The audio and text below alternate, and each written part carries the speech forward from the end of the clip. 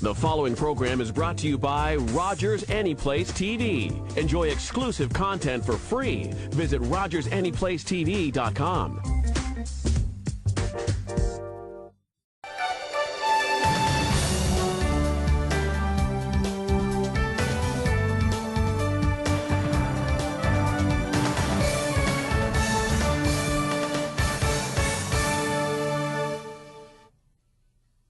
Good evening, everybody. My name is Gina Brown. I'm the TV host producer for Rogers TV Skyway Show. It's my privilege to be here tonight, and I would like to thank the organizers for allowing me to be part of this evening's political event. I would like to welcome our audience here at the Smallwood Arts and Culture Center, and as well all of our viewers at home, to tonight's provincial Liberal Party leadership debate. It is through the collaborative efforts of Rogers TV, the Gander and Area Chamber of Commerce, as well as the Liberal Party of Newfoundland and Labrador, that we can visit this evening. I would like to congratulate all of the candidates for their availability here this evening, and I would wish you all the best of luck. I will pass this over now to our moderator for the evening, the Vice Chair of the Gander and Area Chamber of Commerce, Darren Murray. Thank you, Gina.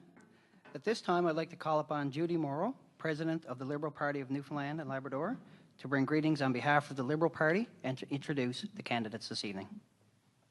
Thank you very much, and good evening, everybody. On behalf of the Liberal Party of Newfoundland and Labrador, I would like to welcome everyone to the first debate in our leadership selection process. We are pleased to partner with the Gander and Area Chamber of Commerce and Rogers TV to make this event possible. Both the Chamber and Rogers have a tradition of hosting events like this, which are a very essence of democracy. The format tonight is designed to promote discussion of issues that are important to our province. It is fair to the candidates, and it allows for interaction amongst the candidates and participation from the audience. We expect it to be lively, informative, and engaging. I would like to acknowledge and thank the moderator, the Vice Chair of the Chamber of Commerce here in Gander, Darren Murray, Kevin Higgins, our timer, panelists, Andrew Fury, Jeff Marshall, and Gina Brown. I would also like to publicly acknowledge Hazel Bishop, President and CEO of the Chamber of Commerce here in Gander and Area, and Scott Reed, a lecturer with the Department of Political Science with Memorial University. And he's also a member of the Rules Committee for the Liberal Party leadership election. Scott and Hazel have really both taken the lead on formatting and organizing this debate, and we thank them very much for that. The Liberal Party has modernized its leadership selection process. It is open and one that is easy to participate in. Anyone who resides in this province and is over the age of 14 years old can sign up as a Liberal Party member or supporter by September the 30th of this year and vote directly for one of the leadership candidates presented here tonight. To register to vote, you can either go online at nlliberals.ca or call the party office at 1-866-726-7116 or at 754-1813. As President of the Liberal Party, I want to encourage everyone to get involved in the leadership selection process. If you support the Liberal Party and our values, if you support bringing change to this province, if you want to make this province a better place to live in, get involved in choosing our next leader of the Liberal Party and the next premier of this great province. I am so pleased with the credible candidates who have come forward to offer themselves for the leader of our party. Each of them has a unique set of experiences and skills which make them qualified to be premier of this province. I will now welcome the candidates to the stage. First, we have Jim Bennett.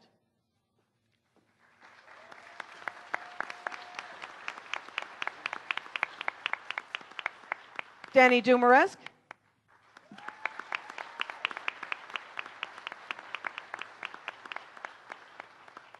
Kathy Bennett.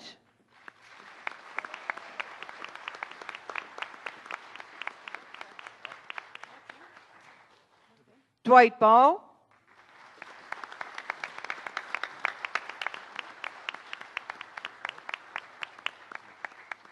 And Paul Antle.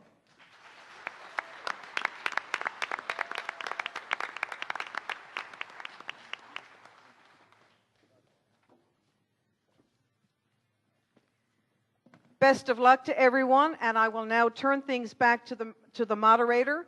Enjoy the debate, and thanks so much to everybody.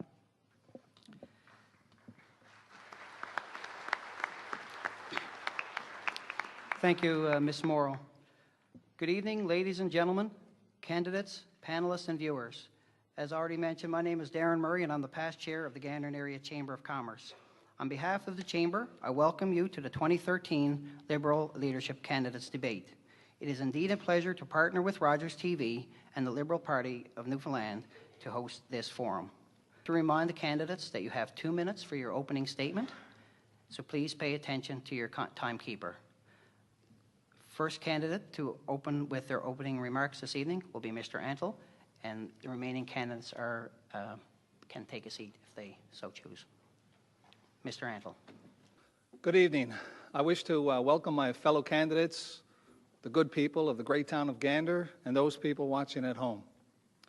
Over the last few weeks, as I traveled around the province, I had been hit with the common theme. People are fed up with the current government.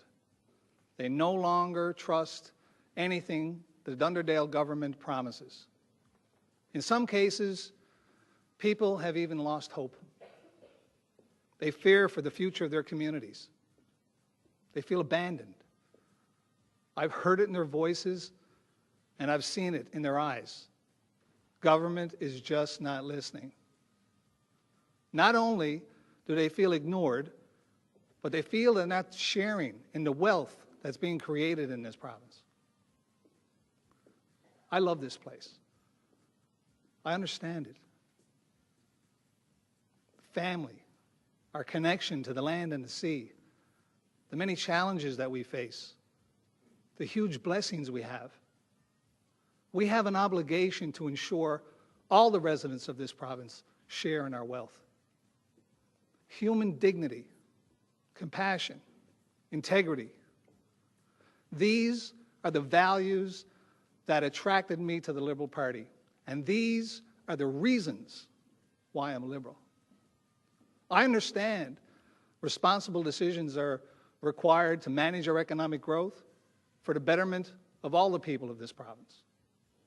I'm running for the Liberal leadership because I have grave concerns where this province is heading under a Dunderdale government. I see the problems clearly, and I can fix them. Thank you. Thank you, Mr. Antle. Next, we have Mr. Ball. Well, good evening, everyone. I, too, would like to thank the Gander Chamber of Commerce for co-hosting tonight's debate, and to all of you who have taken the time to organize and to attend. Tonight's debate is a critical step in choosing the next leader of the Liberal Party and our next Premier. In 2012, when our party was at one of its lowest points, I stepped forward and accepted the role of leader. I gladly took on that responsibility, knowing that leading our caucus and the party through this period would be a challenge. I stepped up because I understand the importance of hard work and teamwork. In my personal life, I have built many ventures into success stories, and I am encouraged by the support of our caucus and the voters who elected us in a sea of blue in 2011. I believe that as your leader, and over the last year and a half, I have held the wheel steady and helped plot the course to become the next government of Newfoundland and Labrador. I am happy to say that in recent polls, the Liberal Party is now the #1 choice of voters in our province. surpassing the NDP and leaving the PC government in a distant third. This happened under my leadership, and I share this result with my hard-working caucus, our staff, and fellow Newfoundlanders and Liberals across this province. On my watch, we have won a by-election. The party has moved from first to last, and we have engaged the public. Ladies and gentlemen, my leadership has been tested, and the results are clear.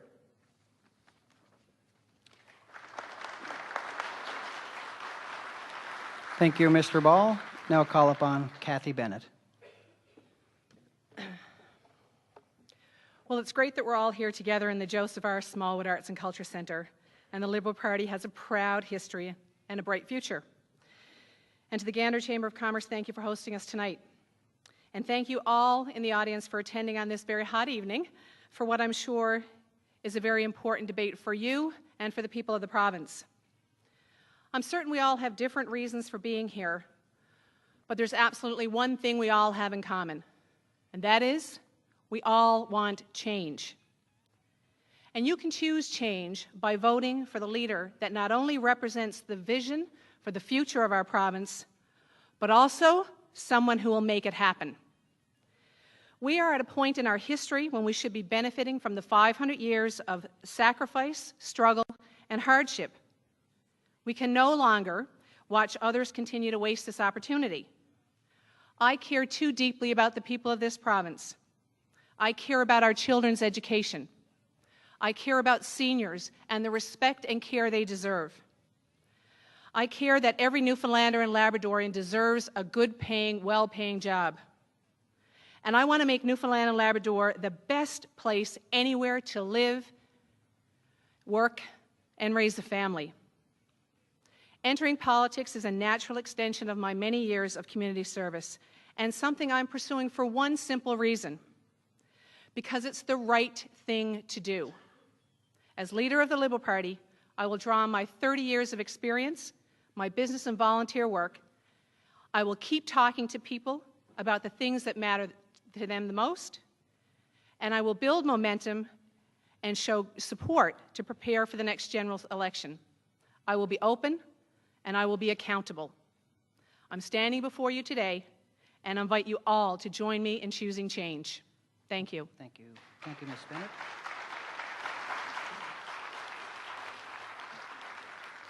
Next, we have Mr. Danny Dumaresque. Fellow candidates, ladies and gentlemen, thank you for taking the time to come, listen and question all of us in this most democratic process.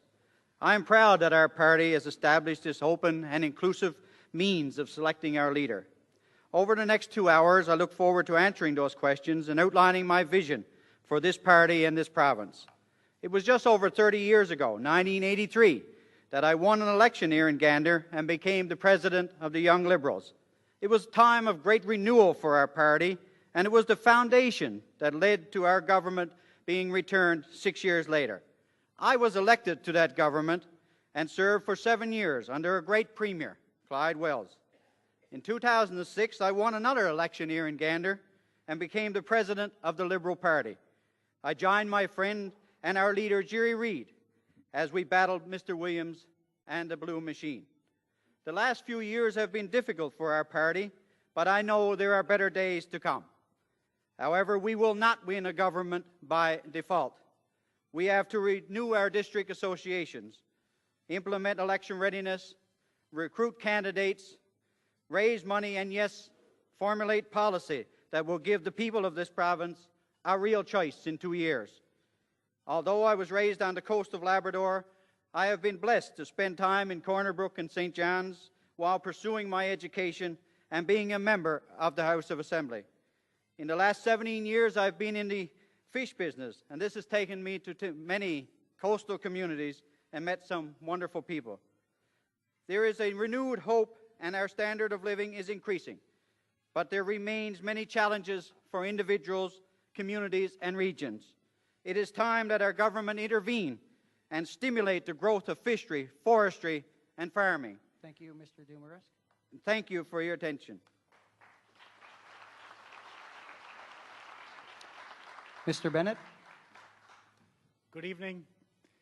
Thank you, Rogers. Thank you, Newfoundland and Labrador Liberal Party. Thank you, Gander and Area Chamber of Commerce, for giving us this forum to kick off the 2015 general election. Let me show you the type of government that I want to lead in our province. Our government will be open and accountable. We will responsibly develop our resources, and we will share the wealth with people less fortunate than most of us. For sure, we will repeal Bill 29 and open up the Confederation building for the people.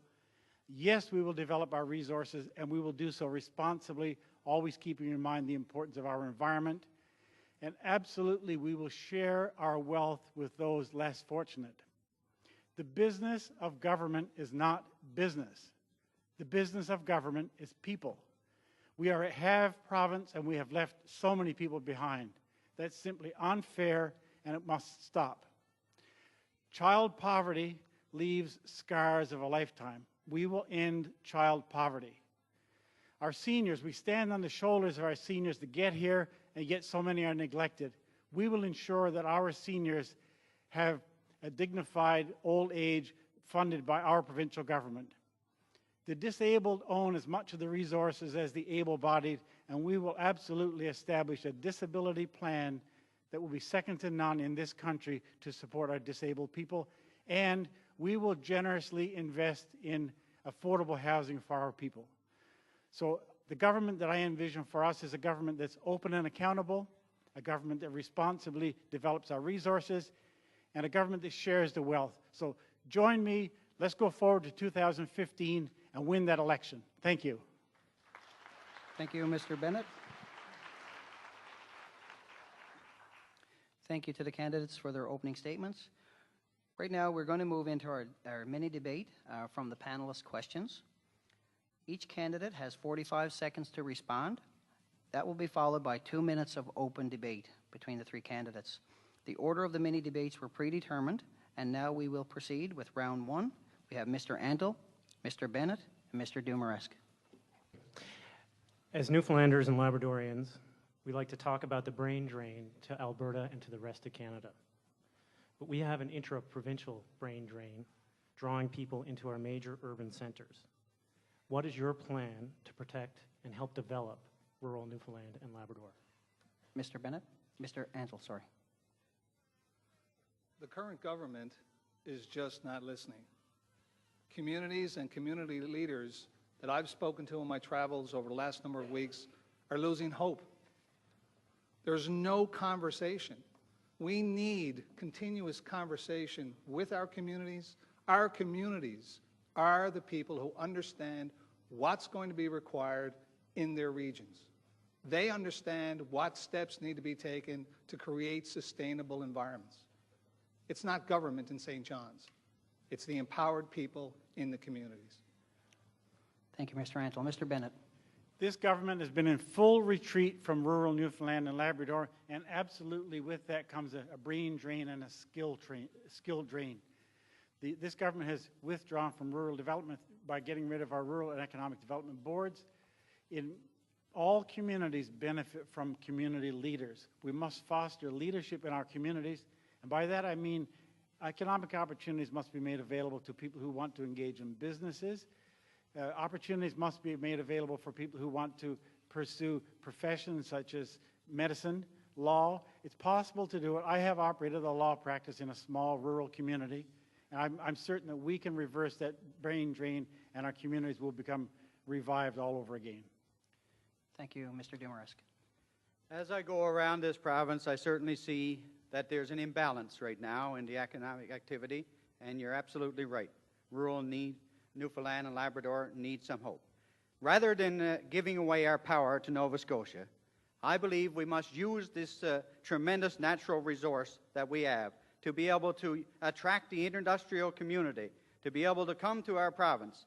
Because if you don't understand, we are giving away enough power to build 2 more Long Arbors. That's 8,000 construction jobs and 2,000 jobs that are high-paying, highly skilled jobs. And we should now take advantage of the competitive advantage we have over any place in North America, use our hydropower, bring the industrial capacity here and give those high-paying jobs to our young Newfoundlanders and Labradorians in rural Newfoundland and Labrador. Thank you, Mr. Dumaresque. At this time, we'll allow for 2 minutes of open debate between the three candidates. Gentlemen? You got to admit, this is the first government in our history, to have money. The first one. And what have they done? We have $1.6 billion of a deficit. We have cuts to our schools, right to the bone. We have the cancellation of adult basic education programs. We have kids that are looking to be bused from Swift Current to Clarenville. I mean, this government has lost its way. They are not in touch with the people of this province, and they have no plan. They're just flying by the seat of their pants. Paul, I absolutely understand. Everybody in Newfoundland knows that this government's time is up. But they're not looking to us to give direction. And my position is stop the giveaway on the hydropower. Let's use that power to bring the industrial consumer into our province, and let's make sure that we are getting the next aluminum factory in Newfoundland and Labrador. Let's make sure that we're bringing our people back from Alberta. And that's the kind of clear direction that the people of this province are looking for from us.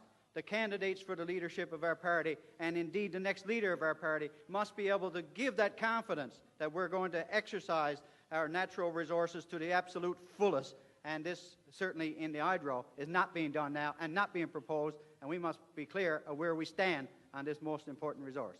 I say that this government may know what to do, but they have no know-how. They don't know how to do the job. Just today, the Department of Fisheries and Aquaculture announced another research grant in fisheries. They claim they have advanced 200 grants in the last 5 years. Can you believe that?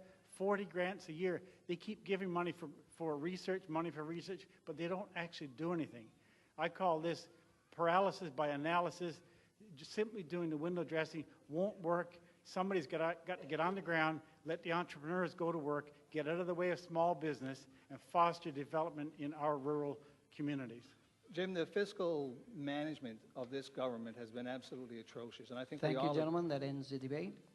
Round one. We'll move on to round two. Thank you. Mr. Dumaresque, Ms. Bennett, and Mr. Ball. Hydraulic fracturing, or fracking, has opened up massive potential for economic development in Newfoundland and Labrador, particularly on the west coast of the island. Although the potential for local job creation is great, fracking has been a very controversial method of extracting oil and gas for environmental reasons. As Premier, how would you approach the development of our shale and gas resources? 45 seconds, Mr. Dumaresque. Begin. Yes, I have certainly watched all the film and the things that you can pick up about fracking, and I've reached some conclusions. I would not support fracking under the water. I would certainly not support fracking in this Bay St. George or anywhere off our coastal communities. And the only way that I would approve fracking on land is if it went through an absolute thorough and complete environmental assessment, and knowing full well that if anything got approved, it would meet the strictest of environmental concerns. Thank you. Ms. Bennett? I think everybody who looks to the Premier for leadership expects a Premier to make sure that they gather the facts, get the information, and then make the most difficult decisions that have to be made, but in the best interest of the people, because ultimately that's what a Premier does. And I think when it comes to the issue of fracking, there's a lot of information that we need to understand. Mr. Dumaresque is very right. We need to understand and make sure that there's no environmental impact and no impact to the people of the province. That said, there's going to be lots of tough decisions that a Premier has to make.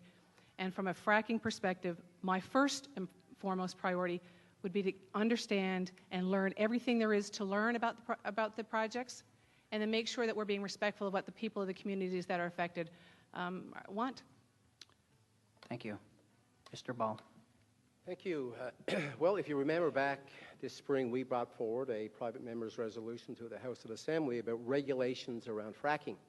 Ironically, even this government didn't vote for that. It's interesting that in New Brunswick they've been able to do that. And what regulations does, it actually not only protects the industry, but it protects our communities as well. I'm not here for the sake of the development of any industry to destroy our environment. For instance, right now, one of the proposals is in Grossmoor National Park. There's a reason why we develop national parks. It's to protect the environment. But with that said, we cannot ignore the fact that fracking is a way of bringing the reserves of oil and gas all around the world. So I'm not here to say that it shouldn't happen, but it needs to be regulated. Thank you, Mr. Ball. Now we'll have 2 minutes of open debate. So, Dwight, are you saying that if the people didn't want fracking, you would still go ahead with fracking? What I'm saying is that for instance, in Cape St. George right now, there's a considerable debate in the backyard of people where the fracking could impact them. No matter what industry you do, you have to get some kind of agreements in place with the local people and with government and with industry. It not only protects industry, but that consultation is not occurring right now. They cannot even develop regulations that's happening right across this country. So if the people disagreed with fracking, would you let fracking go ahead? No, I would not let simply any industry go ahead unless we had an agreement and people clearly understood what the impact is on the environment where they are. Education around fracking is critical. I am not saying that we should not be doing fracking. What I'm saying is we need more information. We need to inform the people that are impacted by that. Yeah, and people must understand that the Gulf of St. Lawrence, while it's a big lake, is still a very fragile ecosystem. Thousands of our jobs on coastal communities from Port aux Basques to St. Anthony and the coastal Labrador depend on the fishing resources that are adjacent to that shore. And it's about mitigating risk. And right now, that's not a risk I would take, is going underneath the ocean and pouring down chemicals and using the pressure to try to extract oil. There certainly are proper techniques that get oil out of the ground like we're doing offshore. But I believe that to take that and extend it to fracking is too big of a risk. I would not support it. And the only way I would support it on land is certainly through a thorough and well-publicized and well-planned environmental assessment. The most important thing about this issue is that we make sure that we respect the wishes of the people that live in these communities, that we also understand exactly what their wishes are, but we also have consultation and engagement. And right now, this government isn't doing any of that. And people are fed up. They're tired of not being listened to. And as Premier of the province, I'll ensure that people get a chance to be listened to. Thank you, ladies and gentlemen. We will now move on from round 2. Round 3, Mr. Ball, Mr. Antle, and Mr. Bennett. As early as this month, the Fogo ferry had to be removed from its run, leaving 200 individuals left stranded. With increasing tourism and an aging ferry fleet, what will your government do to guarantee that our province receives what is needed to improve our provincial ferry service? Mr. Ball. Thank you for the question. The provincial ferry fleet, as we hear almost on a daily basis, we have problems. There's very little redundancy, for instance, in the system.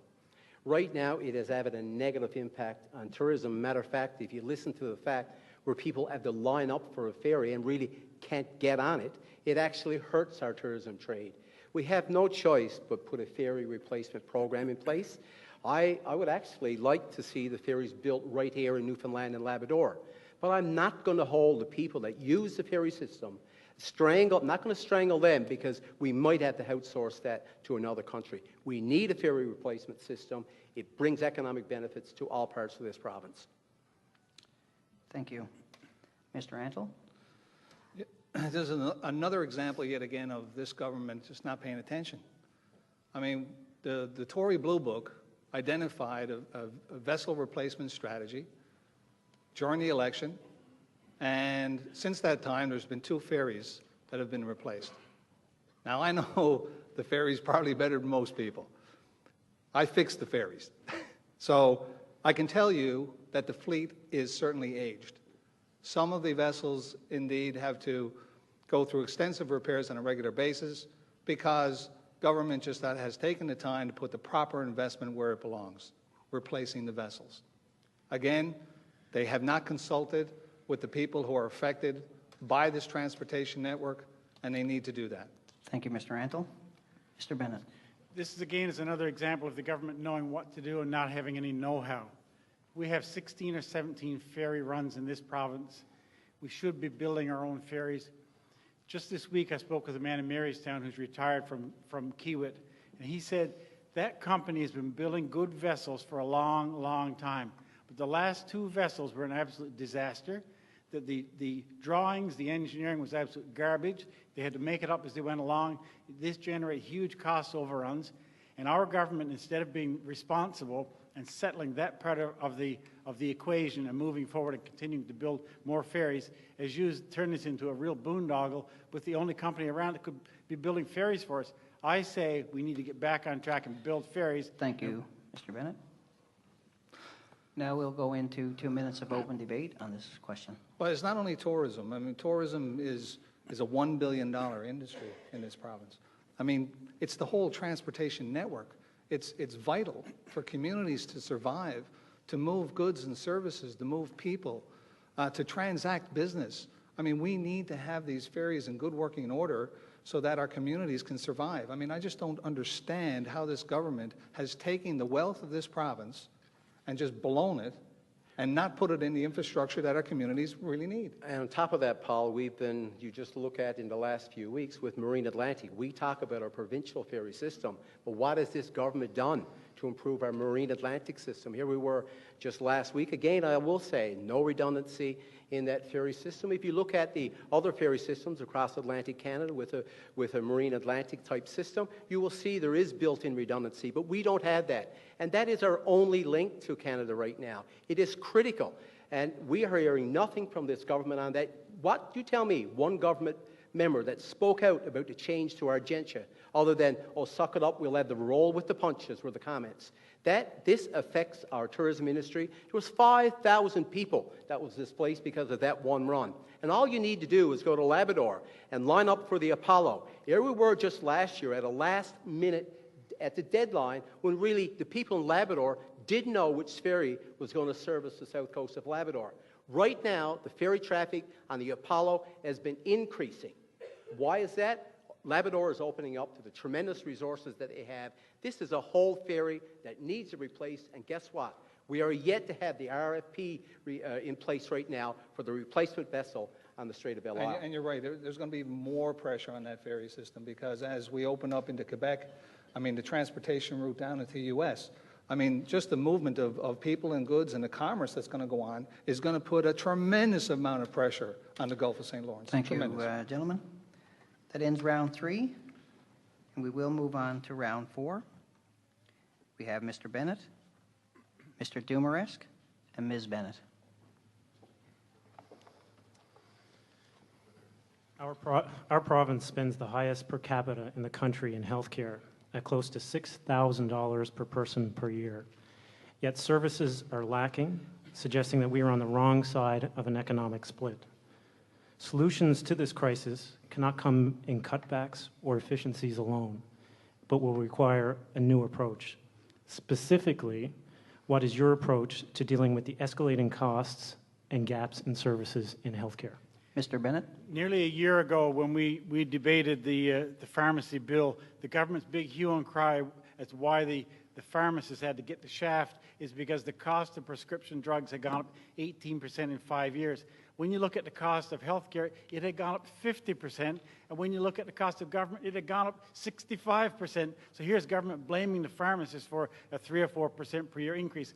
No, we're not getting the best results for health care. And I have said that I think we should immediately audit the health care system to see where our efficiencies are. We certainly can't cut back, but we need to get a better return for the health care dollar. We're not getting it. The amalgamation hasn't worked, and it looks like the government may further amalgamate into one health board like they've done with the school boards.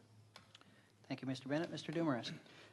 There's absolutely no doubt that we are going to be more costly than other places in Canada per capita because we have such a large province and so few people. So, you know, there's no question that while we need to do things different, we're still going to have to look at making sure we got more money. So this is where the challenge is. Where are our priorities? Are we going to continue to spend billions, as we are now on Muskrat Falls, and take that money from going to address very serious issues in our healthcare system? I think not. But at the same time, we got to look at techniques where maybe there are professionals in a lot of our communities, similar to pharmacists, who can do some things to take away the pressure of having to put in full-time professionals, whether it be doctors or nurses in some communities. Ms. Bennett. Well, Newfoundland and Labrador has the highest healthcare spending per capita, but still obtains a D in overall performance based on the Conference Board of Canada. Good performance can be achieved by making sure that at various levels of spending, But the fundamental piece that has to happen is that those dollars have to be spent on the front line. We need to be frugal in making every possible cent get to the front line and get to the treatments of patients. And we need to focus on processes and systems that allow and encourage the efficient use of healthcare dollars. Primary care includes a number of things, and we have to stay focused on all of those. Thank you, Ms. Bennett. We'll now run into 2 minutes of open debate on this For issue. sure, healthcare is after financial responsibility for our province, healthcare is the most important issue facing people. I believe that we need to immediately streamline and audit our healthcare system. By way of example, this government fired somebody who was making $280,000 a year to run Eastern Health, hired someone for $400,000 a year, and that was supposed to generate efficiencies. And we have a healthcare in Eastern Health that's pretty much out of control when it comes to confidentiality. We had the testing issues. We're not getting good results. We need to know exactly where the efficiencies lie, what we do well, because we do some things well. We certainly don't do everything well. We need to know exactly where we are, and then we have to look into improved lifestyles. We need the long run on healthcare. A lot of people go in our healthcare system due to health lifestyle issues, diabetes, weight, lack of exercise, smoking cessation. We need to look at healthcare over the long term and not for a quick fix. Jim, we have the oldest aging population of any province in Canada. And as a result, our healthcare system is going to be under a tremendous amount of pressure for the next 15 to 20 years. We need to make sure that our healthcare professionals are provided the opportunity to be very, very innovative, just like Dr. Andrew Furey is when he visits Haiti. We need to figure out ways to make sure that those innovations get into our healthcare system and make sure those healthcare dollars get to the patients. And at the same time, we have to stop fixating strictly on budgets. We have to fixate on processes and systems that allow our nursing professionals, our doctors, to be able to service more patients in an efficient way that uses their skills and talents in the best place possible and doesn't waste their time and effort on things that doesn't relate to patient care. Ms. Bennett, as you said, we have a very much the highest aging population in Canada. And that's why I believe that the time is right for us to have a separate ministry responsible for seniors, and certainly the health care of seniors must be the top priority with that department. Thank you, Mr. Dumaresque. That ends round 4. We now move into round 5, and this will be the final round for the mini debates. We have Ms. Bennett, Mr. Ball, and Mr. Antle.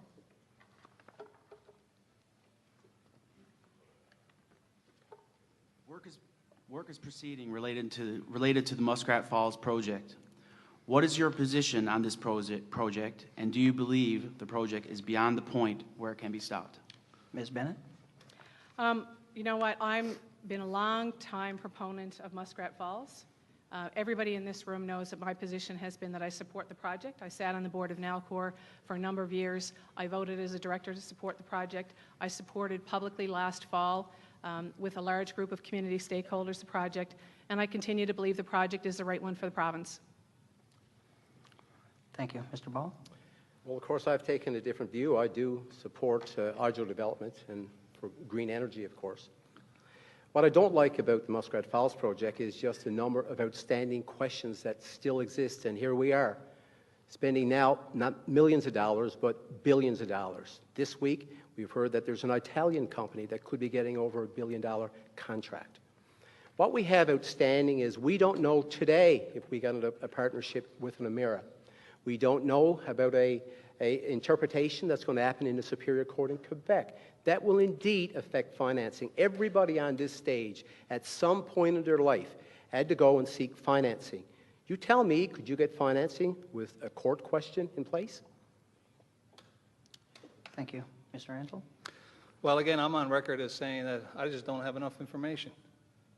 Bill 29 has just created such a shroud of secrecy over Nalcor and over the whole Muskrat Falls project. It's very difficult for any of us to get information. I have been a proponent of opening up the books. Let the people of Newfoundland decide whether or not this is a good deal. Let our Public Utilities Board review the project completely, like they did in Nova Scotia. Our Public Utilities Board is there to protect the ratepayers in this province. But yet, our government chose not to engage them. Thank you. We'll now move into 2 minutes of open debate on the Muskrat Falls question. Ms. Bennett, you said that, you've been a proponent of Muskrat Falls from the get-go. And you sat on the Nalcor board when these very large decisions were being made, billions and billions of dollars. Yet the people of this province don't even understand what the business case is. Can you shed some light on that for us? I can certainly help you, Mr. Antle. The bottom line is that we need more power for residential use and to attract more industry to Labrador. Well, hold on now. By putting money Hey, slow down. We will pay to extend the life of an aging asset that generates 1.1 million tons of greenhouse gas. Both Mr. Antle, are you going to let me explain the business case to you? We have 1.1 million tons of greenhouse gases coming from Holyrood.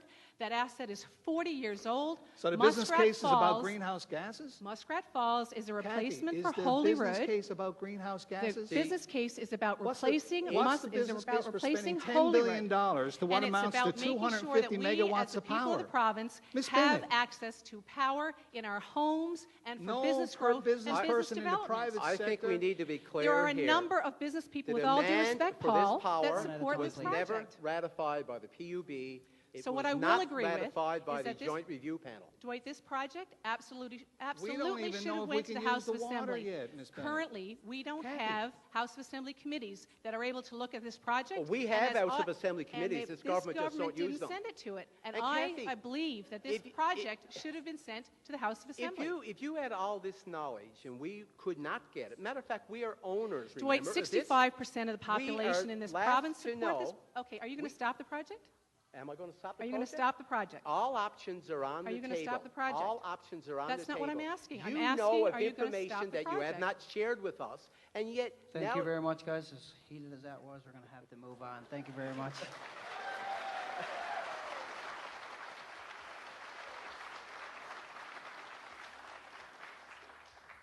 In this particular debate, the one-on-one debate, a candidate, which has been predetermined by questioner, will get 30 seconds to ask a question of the responding candidate, who will get 45 seconds to respond to that question, and then we'll have 2 minutes of open debate as well. So we will move forward with that right now, and we have the questioner will be Mr. Dumaresque, and the respondent will be Mr. Ball in the first round. Mr. Ball, while the fishery of this province is a billion-dollar industry, there's no doubt there are many challenges. What specific changes would you make to the harvesting and processing sector of this industry to make it a viable and a sustainable industry for generations to come? Well, Danny, thank you for the question. Of course, you spent a fair amount of time in the fishery, and I've spent a lot of time talking to fisher persons, fish processors, and people that work in fish plants. What I know is that we need to have some say in joint management of this crucial resource. It creates employment, it brings activity and energy to communities. We do not have a marketing arm for fisheries in this province. If you were to buy seafood anywhere outside of Newfoundland and Labrador, it should be said that it's from Newfoundland and Labrador. Let's provide something that people can see that is excellence, is quality. We need a marketing arm. We need a joint review panel that, similar to what we have in agriculture, by the way, similar to what the CNLOPB board would be. So these agreements are not unusual. Mr. Ball, thank you. You guys can go head-to-head, 2 minutes. Well, thank you for telling me that we don't have a marketing arm, and I totally agree with you. But I'm asking you, what specifically will you do in the harvesting and processing sectors? For example, are you in favor of having less plants or more plants? Are you in favor of having less fishermen or more fishermen? What I am in favor of, Danny, is a viable fishery. Just in the by-election of Cartwright-Lancy-Clare, I spent considerable time there. And you know, it was at a time when the fishery was at its peak. The communities were vibrant. Charlottetown was vibrant. Everybody was working. We had Lancelot, everybody was working. I toured that plant. There was 17 and 18-year-olds in there working. There were 70-year-olds in there working. Very proud of what they were doing. In Cartwright-Lancy-Clare, the fishery is a great example of the success that we can have in other parts of this province. Oh, there's no doubt. But what I'm saying to you is that there's an industry still in trouble, that there are still many companies out there that are having a difficult time. Some of them have left the industry. And many fishermen out there are certainly choosing to go to Alberta for those jobs rather than stay in our industry. So it sounds like you're okay with closing up plants? Do you have anything to offer? That's what I'm saying. Oh, I got lots to offer. Well, I just talked about a what joint. Is it? I just talked about a it? joint federal-provincial management agreement, which would give us some say into our quota. It would give us some say in research. We are leaving the best scientists we have in this province off the water, not included in the research today. Mr. Bob, people are looking to us for a clear, unequivocal plan for fisheries development. And we need to be able to take advantage of the money that we have right now. We need to be able to direct that into having a more professional harvester and certainly having more. Absolutely we do. And plants what that we've are doing seen more from this work. government is that we had significant work that went in a plan that took all stakeholders got involved in. What did they do? They just dismissed it. A government that I would lead would not be dismissing this. It is too critical to the future of the fishery in this province, a very critical industry for rural Newfoundland and Labrador. Absolutely couldn't agree with you gentlemen. more. Thank you. Mr. Rantle and Ms. Bennett. Well, seeing we got such a rise out of people a few minutes ago, why don't we just go back to Muskrat Falls? I mean, Giddy up. yeah. You know, I think it was Issues and Answers, you mentioned that there was, in explaining the rationale behind Muskrat Falls, yeah, I think you said there was a number of intricate business cases interwoven. Now, you know, I graduated from business school, and I really didn't understand that comment. And can you explain to me the business plan for Muskrat Falls? Well, you know, first and foremost, I'm not here to talk about the merits of the project. I already did that. What I am here to talk about is the effective management of Muskrat Falls. I'm not going to be wishy-washy. But how do we even... Premier's got to make tough decisions, and the business case, Paul, is based on the fact that we had to decide as a province, are we going to put money in Holyrood or are we going to put money in Muskrat? And Muskrat is a replacement for a 40-year-old asset. You do understand asset replacement. It's a replacement for assets that we don't want to put any more money in. It gives us a clean energy power that we can use to power our residential properties as well as our industrial properties. And that's part of the business case. Thank you, Ms. Bennett. Well, I mean, you know, you said the choice for the Nalcor board was to put money either in Holyrood or in Muskrat Falls. I think there's a big difference between spending $10 billion in Muskrat Falls and probably spending less than $1 billion on Holyrood.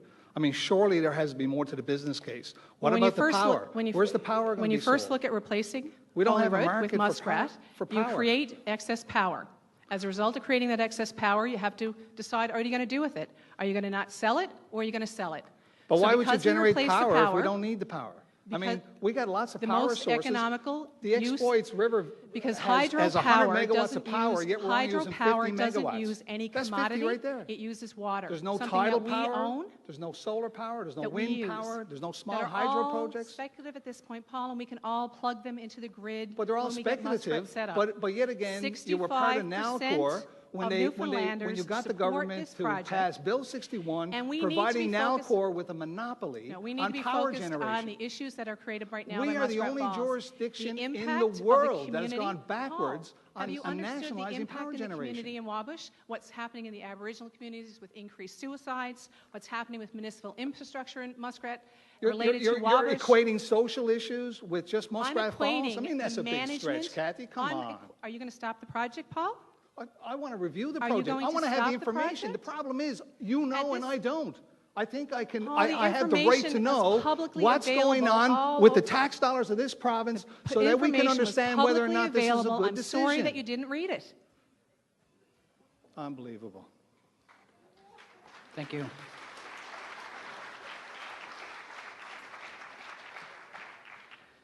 Next, we have Mr. Bennett, who will be posing a question to Mr. Rantle. Mr. Rantle, thank you for joining us in the Liberal leadership race. Your addition has been welcome, most welcome. You will help us build the party. But the question that I have is, you don't have a seat in the House of Assembly, and have you spoken with any caucus members about stepping aside and letting you run, or how do you propose to get into the House of Assembly, and do you see that as being an obstacle? Well, Jim, thanks for the question. I mean, I've been a member of the Liberal Party for quite a long time. My first involvement with the party goes back over 20 years. And since then, through provincial appointments in the party and federal appointments, I've spent an awful lot of time investing my time, my energy, and my money in the party. I ran for the party in 2006, as you know, and I really enjoyed being part of this institution and this Liberal brand. I don't see myself as having any issue with the fact that, I've been a strong Liberal for a very long time, and people know me. They know me in the party. Thank you. This time we'll move into a 2-minute open debate regarding that question. Yes, but the question was, how do you propose getting a seat in the House of Assembly? I'm not disputing that your bona fides and your credentials. Absolutely, you're a long-time Liberal, and by joining the race, it helps us with the race. But have you had discussions with any caucus members about stepping aside and letting you run in the by-election, or do you perceive any difficulty in leading the Liberal caucus from outside? I can tell you it can be difficult. I've found out myself. Yeah, I remember those days. I don't think we had to wait and see what happens with the current premier. I mean, there's a lot of speculation that she may not be sticking around for the full term. If that's the case, then we may be into a general election well before 2015. If we're not, I will have to discuss with the caucus whether or not there is value to jumping into a by-election of some sort now versus later. We have a lot of work to do, election readiness. We have to raise funds for the party. We have to get our policy platform in place. We have to get candidates in all 48 districts. There's a lot of work that any one of us is going to have to tackle after the leadership race.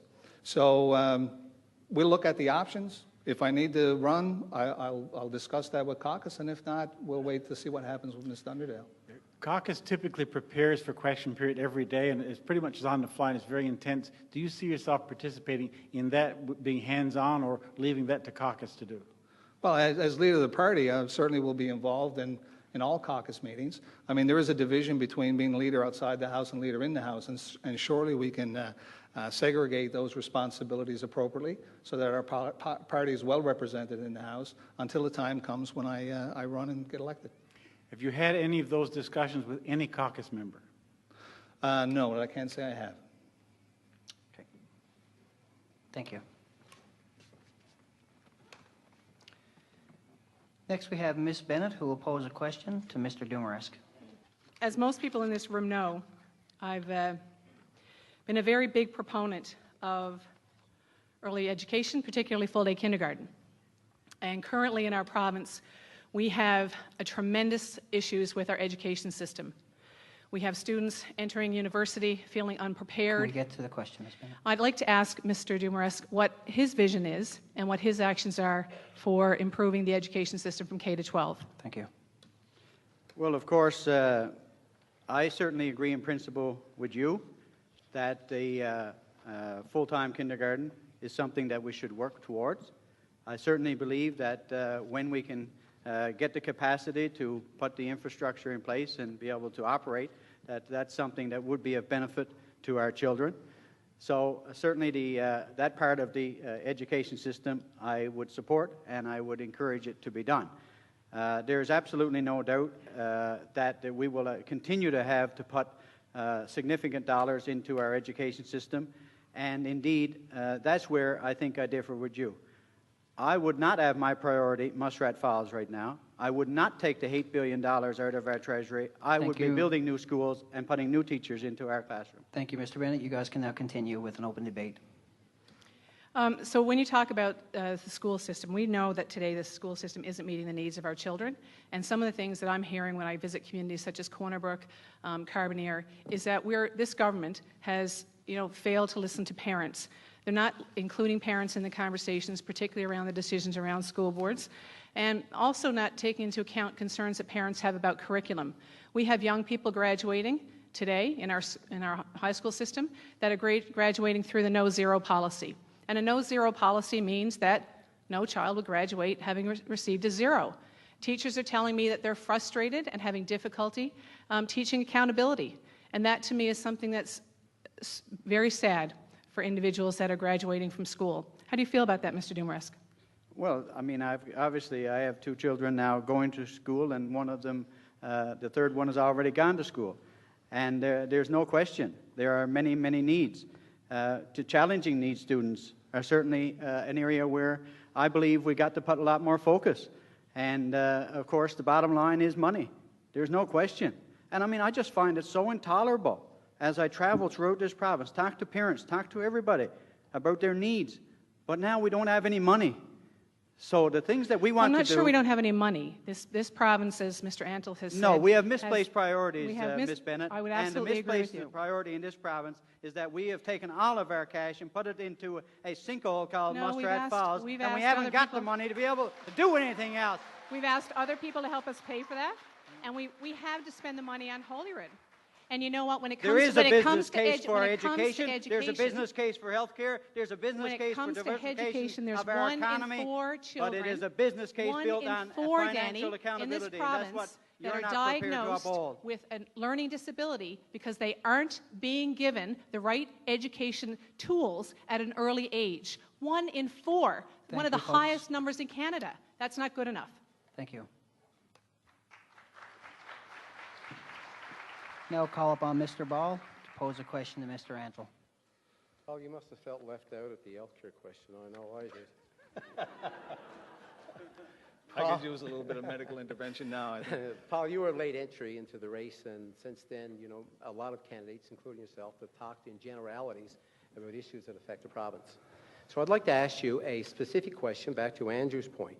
We have a rapidly aging population, and costs are providing health care to a province. What specific solutions would you offer to combat this?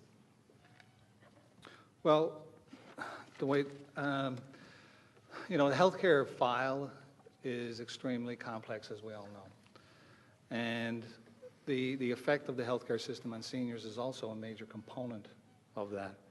I mean, this government has pretty well shut everyone out when it comes to decision-making with respect to not only healthcare, but our seniors.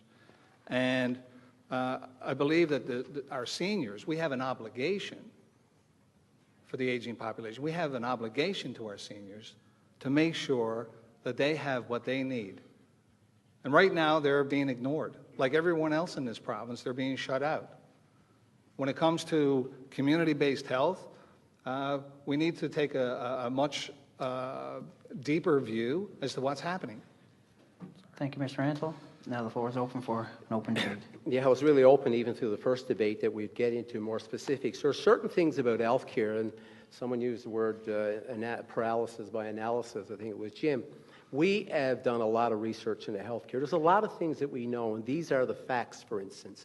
We have 9% of our population that are currently now have diabetes, for instance. And by 2020, that's going to grow to 14%.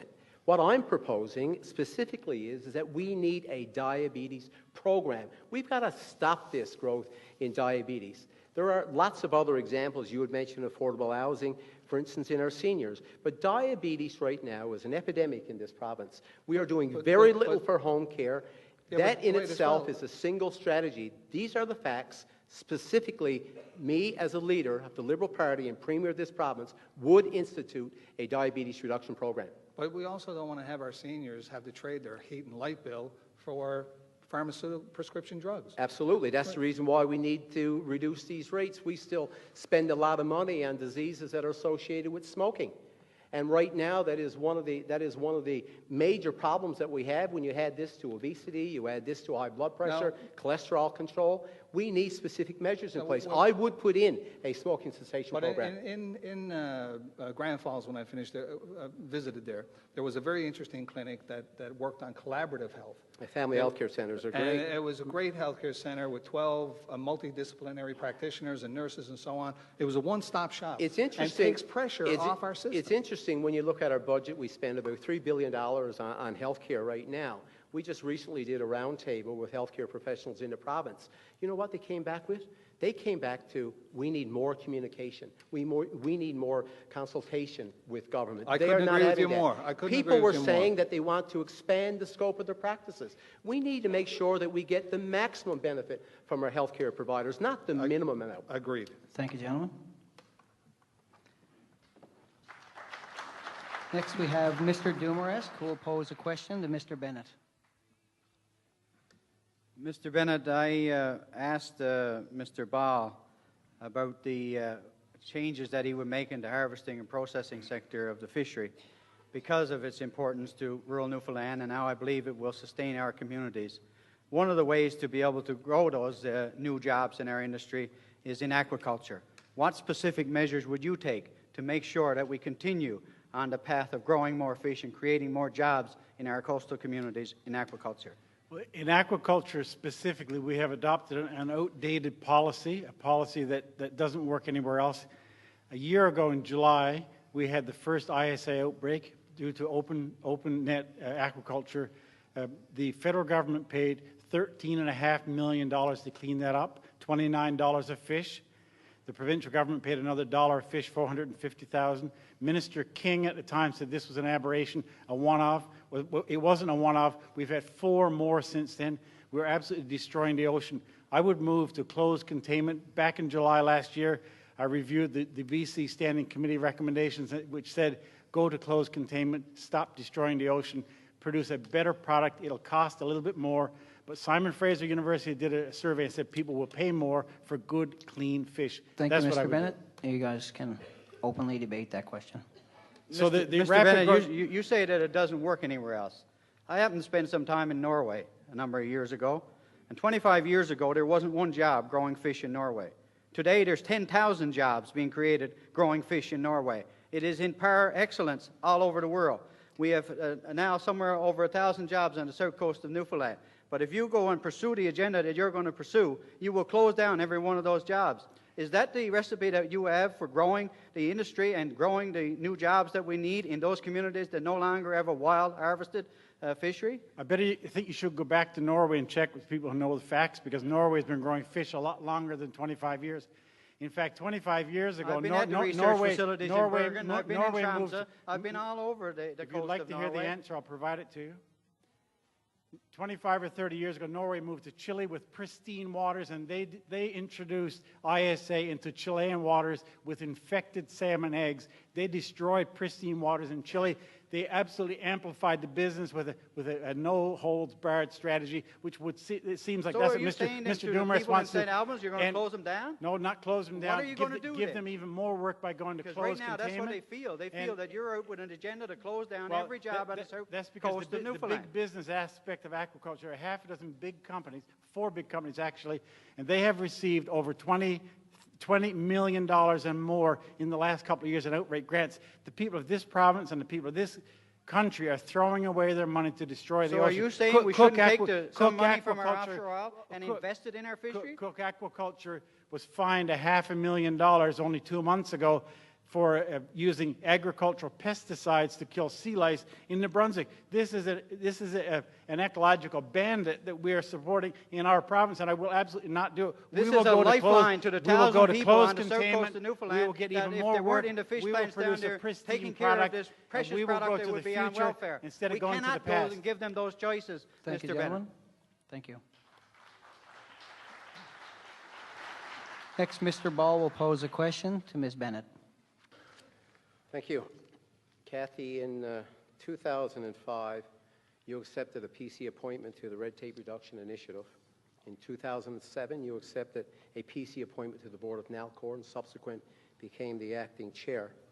You also, in 2009, accepted a position from the Members' Compensation Review Committee. Kathy, I welcome you to the Liberal Party. But based on your history of support for PC policies, why do you think you should be leader of the Liberal Party now?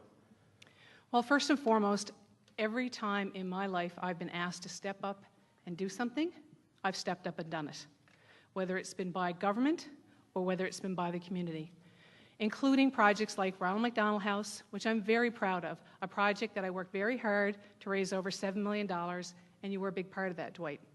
I was proud to work with you shoulder to shoulder on that. And I'm glad that you're welcoming me into the Liberal Party, considering what we chatted about it several years ago.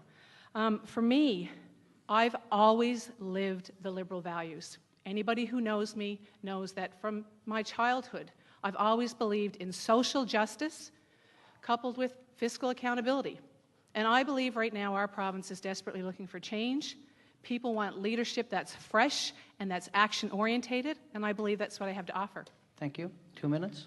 Yeah, Kathy, you talked about stepping up. One of the things that you did not step up against was Bill 29. And that was a major problem for the people of this province. You know, keeping information away from people on projects, for instance, that we've just had a lot of discussion on Muskrat Falls. You say that there's business cases that we haven't seen, but yet, you know, when it came to getting this information out there, you did not speak up for Bill 29, but you became very much the face of Muskrat Falls. I actually did speak up for Bill 29, Dwight, just for clarity. You said you'd repeal it after the leadership. I did speak up about Bill 29 when it was enacted by this particular government. I vehemently opposed it then, but unlike you, who has a platform, I was a business person who had to use my networks. Well, I'm a business person, and I didn't mind speaking up. Absolutely. Just like when I knew that the people of the province supported Muskrat Falls, I stepped up. Well, I'm still stepping up about Muskrat Falls because I have some huge, outstanding questions that we have not answered, and that is around a partnership with Emera, which puts the federal loan guarantee at stake. And, of course, we have the court ruling in Hydro-Québec, and we don't even have a water management agreement in place. Earlier, you mentioned about water using management this won't power. affect Muskrat. I don't believe water management will affect Well, Muskrat Falls. You need to read your report just back a few years ago about Nalcor. I don't believe that the financing is at risk project. when the project had a AAA rating. I don't believe that the project is at risk. That was before Hydro-Québec. And I don't believe that Nova Scotia will not purchase power. Right now, Emera wants to surplus power at market energy prices. You know that, Kathy. Dwight, Nova Scotia is dependent on coal. We are going to be dependent on a non-commodity-based energy. We will have our hand on the lever controlling that excess power. Did you read the Nova Scotia Utilities and Review Board presentation? Absolutely. Well, what did you see in that? Did they want a commitment for the surplus nothing. power? They want to be able to buy more, which, in my opinion, we get to control. They actually specifically outlined how much they wanted. And we control the power. Appreciate it. Thank you. Mr. Antle will pose a question to Mr. Dumaresque. What would you like to talk about, Danny? Muskrat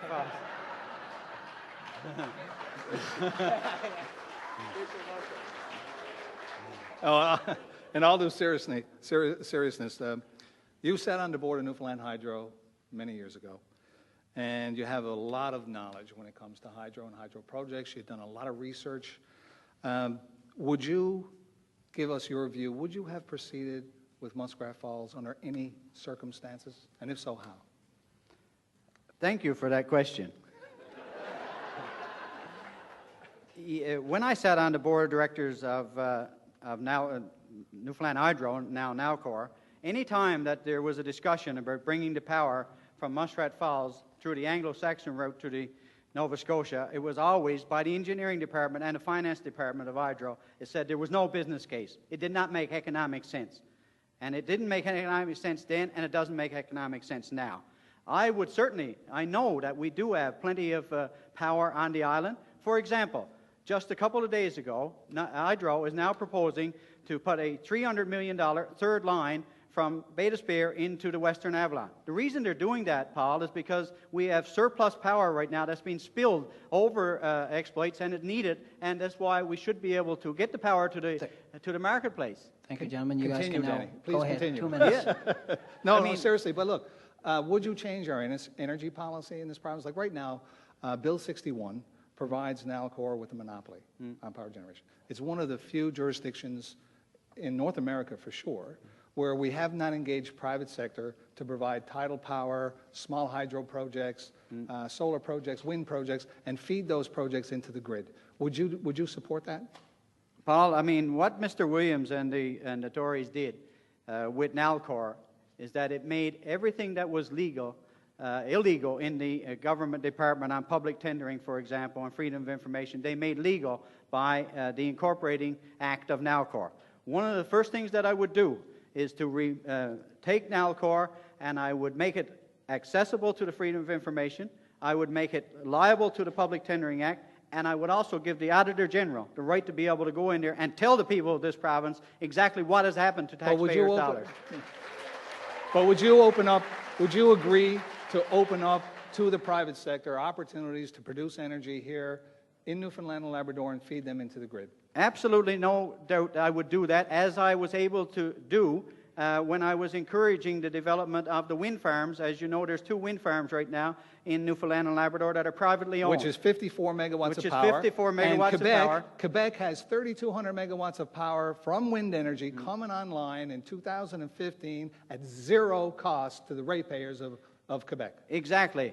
The great honourable gentleman Joseph R. Smallwood built 5,400 megawatts of power in Labrador without risking 1 cent of taxpayers' money. Surely we Liberals can repeat that and not take $8 billion of our precious tax dollars and gamble it like they're doing it on Muskrat Falls. It's not needed, and we can do better, Paul. We can do better with this money. I agree. Thank you, gentlemen.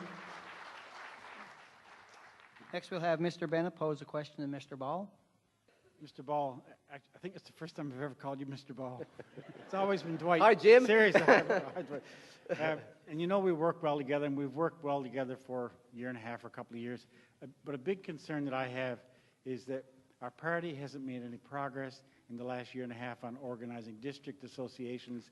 We haven't made any progress on raising money for the party. To me, it seems like we've lost a year and a half. Can you explain why we haven't come a greater distance in the last year and a half? Oh, absolutely, I can. Matter of fact, if you look at the recent polling numbers, we were at 8% in January 2012, and there was a poll out yesterday that the Liberal Party is at 46%, number one. So that just didn't happen. I've been traveling around this province quite a bit, meeting after meeting with community stakeholders and many, many people. You know, Jim, the other thing is that for those of us that were at the AGM in 2012, and by the way, Kathy, the Liberal Party did adopt a policy there for all-day kindergarten. But we also put in place a great policy structure. We have 5 working committees now that's headed up by a chair, very, very hard-working group. We also have a party patron fund in place, thanks to Jeff Marshall. Now, on the debt, I know I'm going to get back to this because I only got 10 seconds there. But on the debt, I have met with local banks, and we have a plan in place. But that bank, they need to know who the next leader is. 2 minutes, gentlemen. Go ahead. Another concern that I have, and I agree with you, we have come forward in the public opinion polls. However, when we were at 22%, you were at 16%. Now we're at 36% and you're at 24%. Do you think we might do better, or can you explain why you're so far behind the party and the NDP has such a popular leader?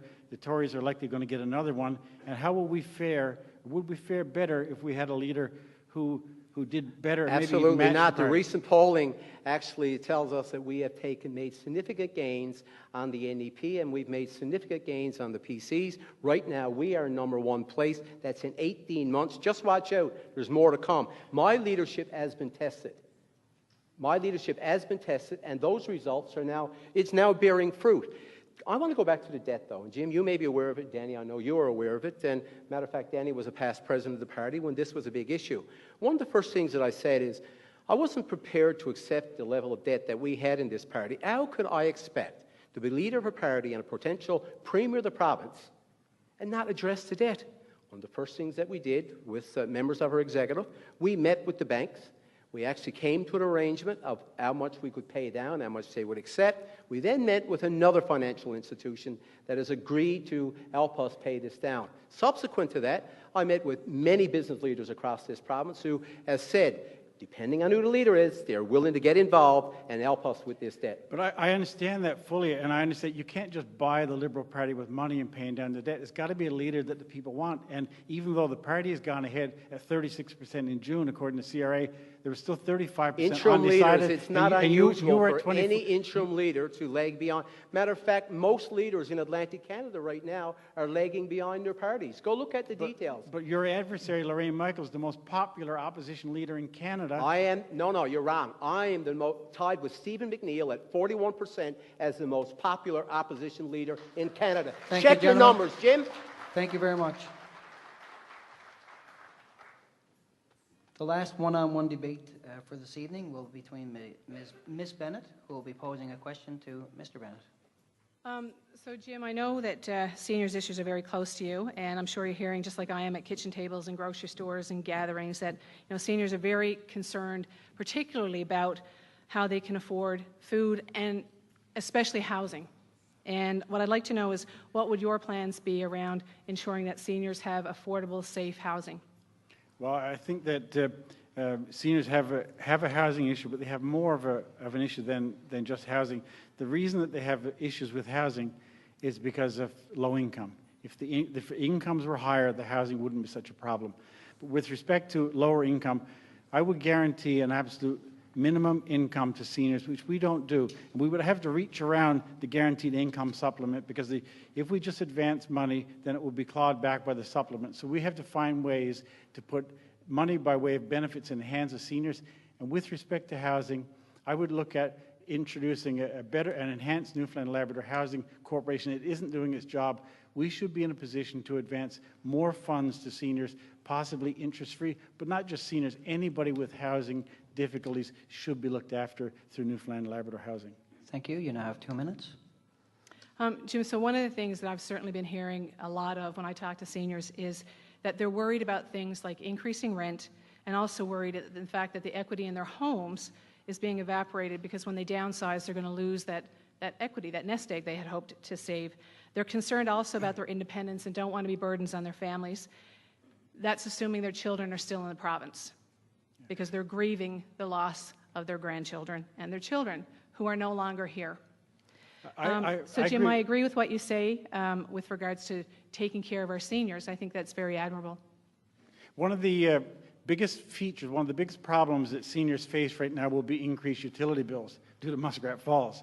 And in fact, so and what I would propose to do is that on the bottom end, the lower kilowatt hours, the same as we do in coastal Labrador for diesel generated power, where power is going to be too expensive, for the first kilowatt hours that are used, I would provide that through NALCOR with a lower rate structure, and then as rates increased, as consumption increased, the rate per kilowatt hour would increase. That would automatically provide a huge benefit to seniors and to other people who live on fixed incomes and disadvantaged people. I think that's one of the ways we need to manage Muskrat Falls. It's certainly important, and Jim, you're absolutely right. Government gets to control, and government gets to influence hydro rates, and that's part of what we've been saying for those of us that are in the community, the 65% of us that support Muskrat Falls, have been saying that government needs to make sure that power is here to benefit Newfoundland and Labradorians first, and that power costs are controlled by government. But so too, people are concerned also about things such as healthcare and education, and they don't want decisions made about excess revenue that we may get from developing an asset that we own,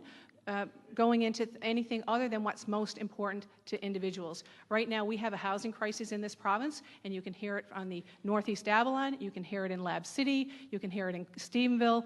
People are concerned about the skyrocketing cost of housing, and in particular, young people who are staying, the small numbers who are staying here, because we haven't focused attention on jobs. Thank you. Ladies and gentlemen, that ends the one-on-one debates, and we will now be going to a break. I just want to remind people that there are individuals at the entrance where you can leave a question, and we'd like for you to keep with tonight's themes, which is Muskrat Falls, K-12 education, economic development, seniors issues, resource development, and health care and party organization and elective readiness. Following the intermission, we will announce the 5 names, and when your name is announced, I'd like for you to make your way to the microphone. And right now, we're going to go into break, and we'll be right back in just a few moments. Thank you. And welcome back, to the Liberal Candidate Forum this evening. Very pleased to have you with us, and thanks to Rogers Cable, Rogers Television for this event this evening. We'll now be moving into our panelist questions, and each candidate will have an opportunity to speak, and the order has once again been prearranged through a draw. So question 1 will come from Gina Brown, and the first respondent will be Mr. Dumaresque, Mr. Ball, Mr. Antle, Mr. Bennett, and Ms. Bennett, and I will remind you as we move forward. So, Gina, to you. Effective September the 1st, the operations at Nova Central School District will be consolidated with other English school boards across the province to form a new provincial English school board that will be located in St. John's.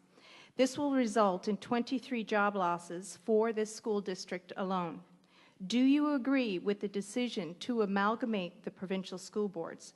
If so, how would you offset the job losses caused by the March budget decision? Mr. Dumaresque. I guess the short answer is no. I don't believe that bigger is better. I believe that, there has to be local decision making. I believe there has to be elected people in place that will be able to look at the educational system in their regions and be able to make good, solid, informed decisions. And while we certainly hear that will indeed still be there, I am absolutely determined to show over the next number of years that is indeed wrong. That any time that you have a decision that's going to affect every school in this province, that's going to be done from one office next to the minister's office in St. John's, there is no way are you going to get the sensitivity that's required in each of the regions that we would be getting if we had the school boards as they were before, and that would be the minimum that I think should be happening. Thank you. Mr. Ball? Thank you. And the short answer is no. A matter of fact, if anybody was watching Question Period this spring, I led Question Period for quite a few days about school board amalgamation, and I had considerable consultations with people that were directly impacted by that.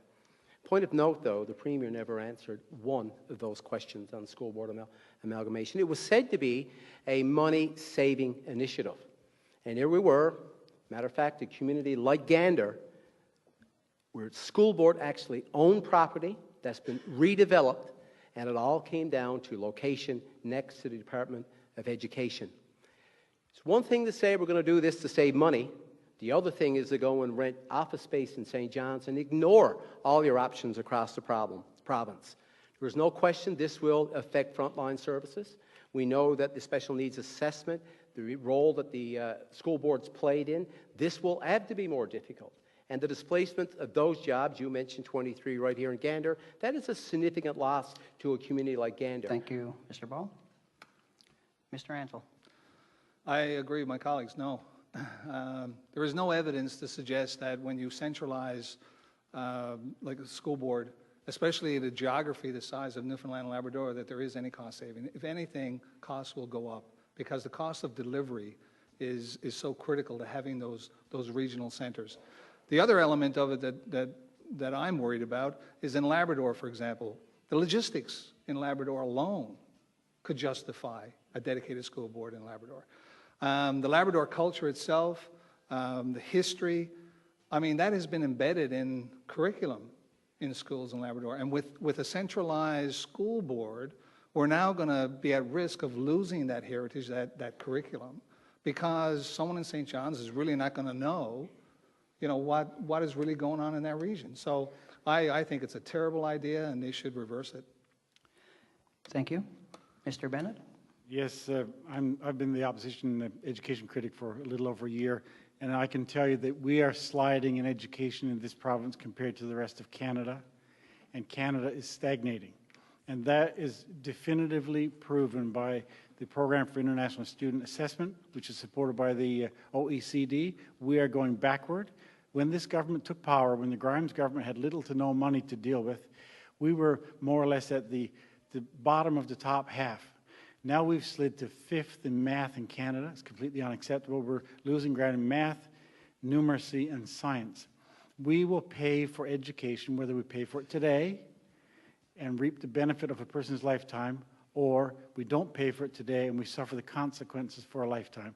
This government treats our students like overhead. Education is not overhead. Education is an investment. We must make the investment.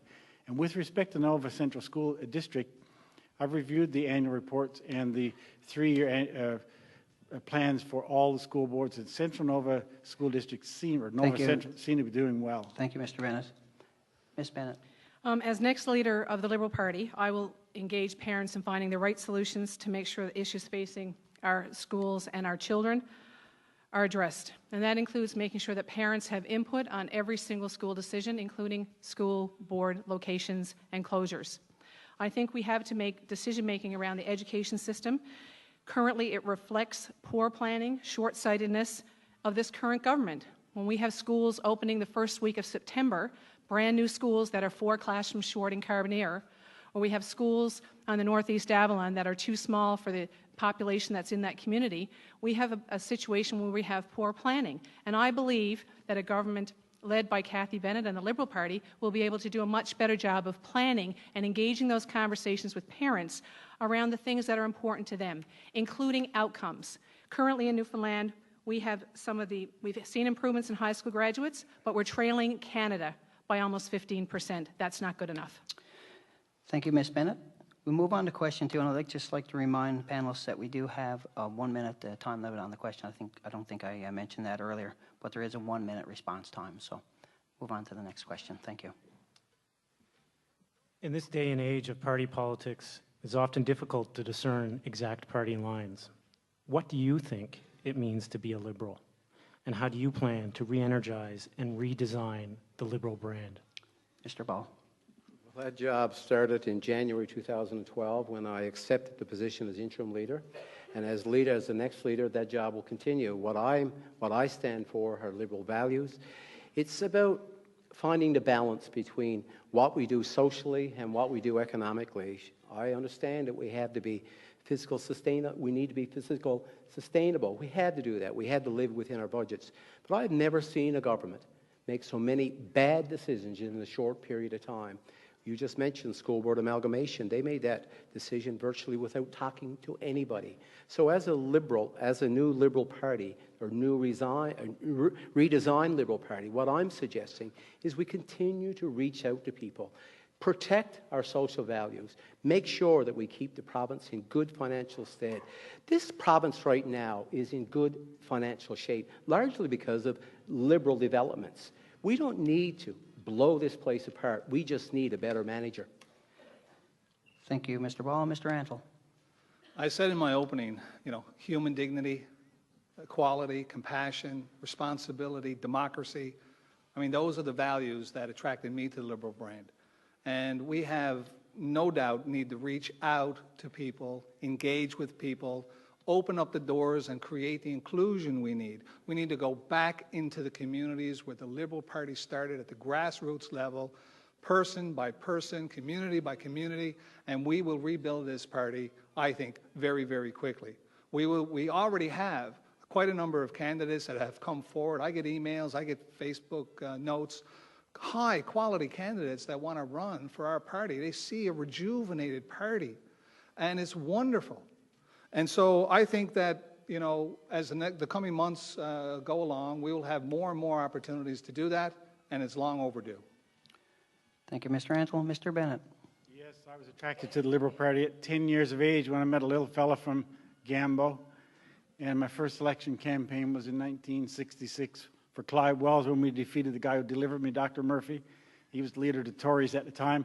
A Liberal sees a glass as half full. A Tory sees a glass as half empty. A Liberal sees a glass half full and wants to know, what do we do to fill it up? A Tory sees a glass half empty and says, we're afraid we're going to lose it all. And a socialist would spend until there's no tomorrow. So a Liberal will look at a social problem and say, we've got to fix the problem, but we've got to be fiscally responsible. A Tory would say, let them look after their own problems, and the NDP would spend, spend, spend. That's the difference in the three parties as far as I'm concerned. Thank you. Ms. Bennett? I'm a strong leader with a fresh outlook that can drive the change agenda we so desperately need in Newfoundland and Labrador. And as leader of the Liberal Party, we will take back government in the next election. I didn't get into politics for me. I didn't need a job. I had several.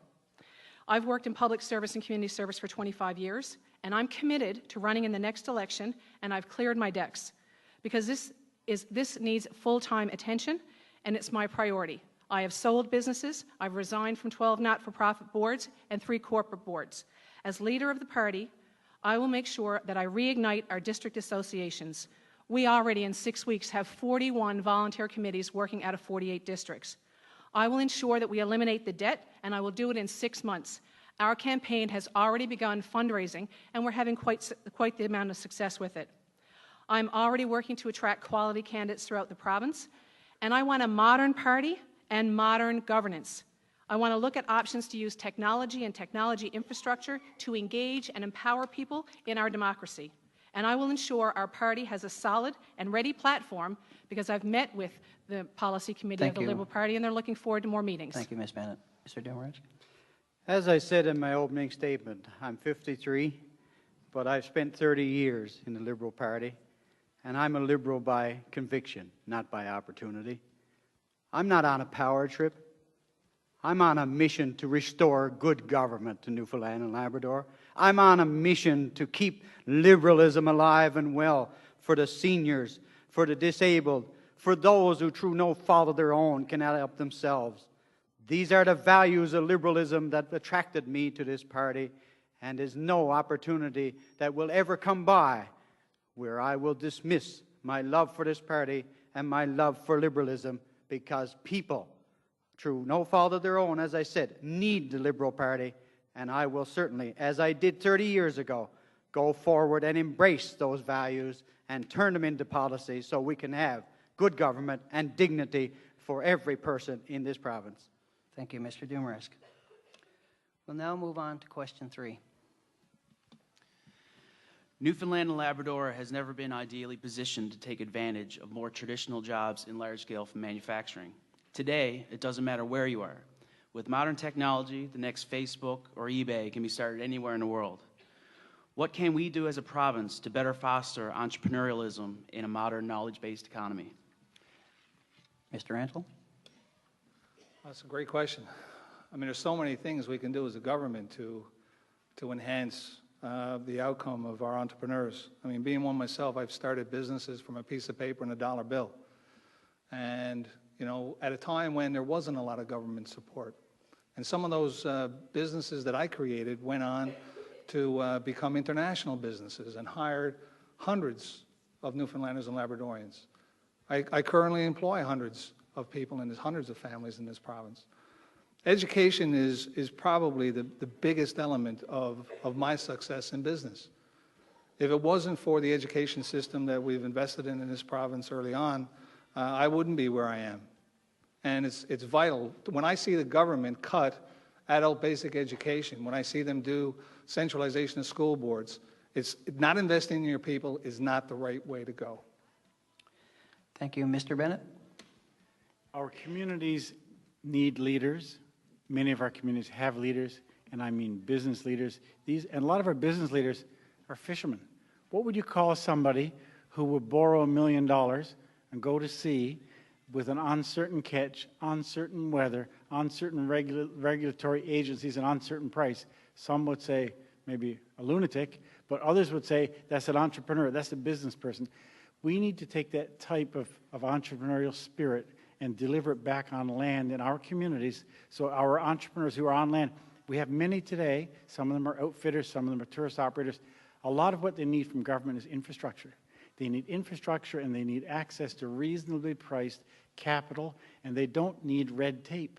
And the red tape machine is still going full tier, and nobody knows who's in charge of it in the Confederation building anymore. That's what I would do. Thank you, Mr. Bennett. Ms. Bennett.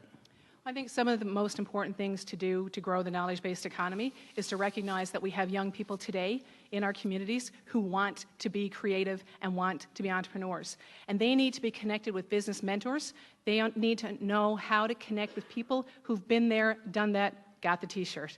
Right now, this government is not focusing on young people and the opportunities and the creative ideas they have for driving our economy. And things like facilitating these connections and also encouraging angel investment in companies that want to do startup work and need boards of directors around them to grow their business and sell to the globe, not just sell in Atlantic Canada, but to sell to the globe. We have a tremendously vibrant group of young people in this province and a lot of successful businesses that are based in the knowledge-based economy. It's almost a $1 billion industry, and I think we need to continue to look at investments of time and talent that allow these entrepreneurs to do what they were born to do, which is create and sell and make jobs happen. Thank you, Ms. Bennett. Mr. Dumarisk. As I said earlier, we have got to start to be smarter at what we do. we have got to capitalize on our competitive advantage. And the most exemplary example of our competitive advantage right now is our hydro resources. And we just cannot allow the hydro resources be given away to another province who will be able to use them for industrial development. And that's what I believe we must be doing now. Go and take the beautiful resource that we have, offer it to the people in the world, the companies in the world that have the biggest cost on their balance sheet is hydroelectricity, and be able to convince them to come to this province, to be able to set up the major industrial complexes like we've seen in Long Harbour and we see in the Quebec North Shore. That's the kind of jobs that will be there for our young people in the future. They will certainly use their skills in science and math and engineering and all of the other jobs that come with building an industrial complex. That's where I think we have to be smarter in what we're doing, not giving away these resources. Thank you, Mr. Dumarisk. Mr. Ball. Thank you. If you look back to last spring, we saw our provincial government to be the first out of the rural economic development boards in our province. To me, that was a big mistake. They've implemented the rural secretariat, and just a few days ago, I asked somebody from the rural secretariat, you've been doing this for a number of years now. Tell me something, tell me one project that you can stand on that you would think was successful. The silence was deafening. There was nothing. There is a lot we can do. We need to get back to rural development in our communities, engage Memorial University, engage the College of the North Atlantic. Danny mentioned about the use of power. I firmly believe that we should be using the surplus power for the primary beneficiary of Newfoundlanders and Labradorians. We can attract energy with that. We can attract industry with that power. Right now, they talk about this particular project as to be used by the Labrador mining sector. There's not even a transmission line there to bring that power over. We need to use that power. We've got significant advantages in agriculture, for instance. Thank you, Mr. Ball. That ends question 3. We'll now move on to question 4. A majority of our province's economic industries are non-renewable. In 2012, Newfoundland and Labrador's tourism industry hit $1 billion in annual revenue. In the last budget, a cut was made to this renewable industry. What would your government do to encourage further sustainability and growth in the tourism industry? Fortunately for me, I'm a tourism operator.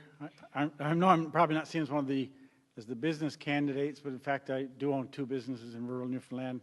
And yes, I did buy one with a piece of paper, just like Paul said, and a note back from a vendor, and it was a motel, restaurant, lounge.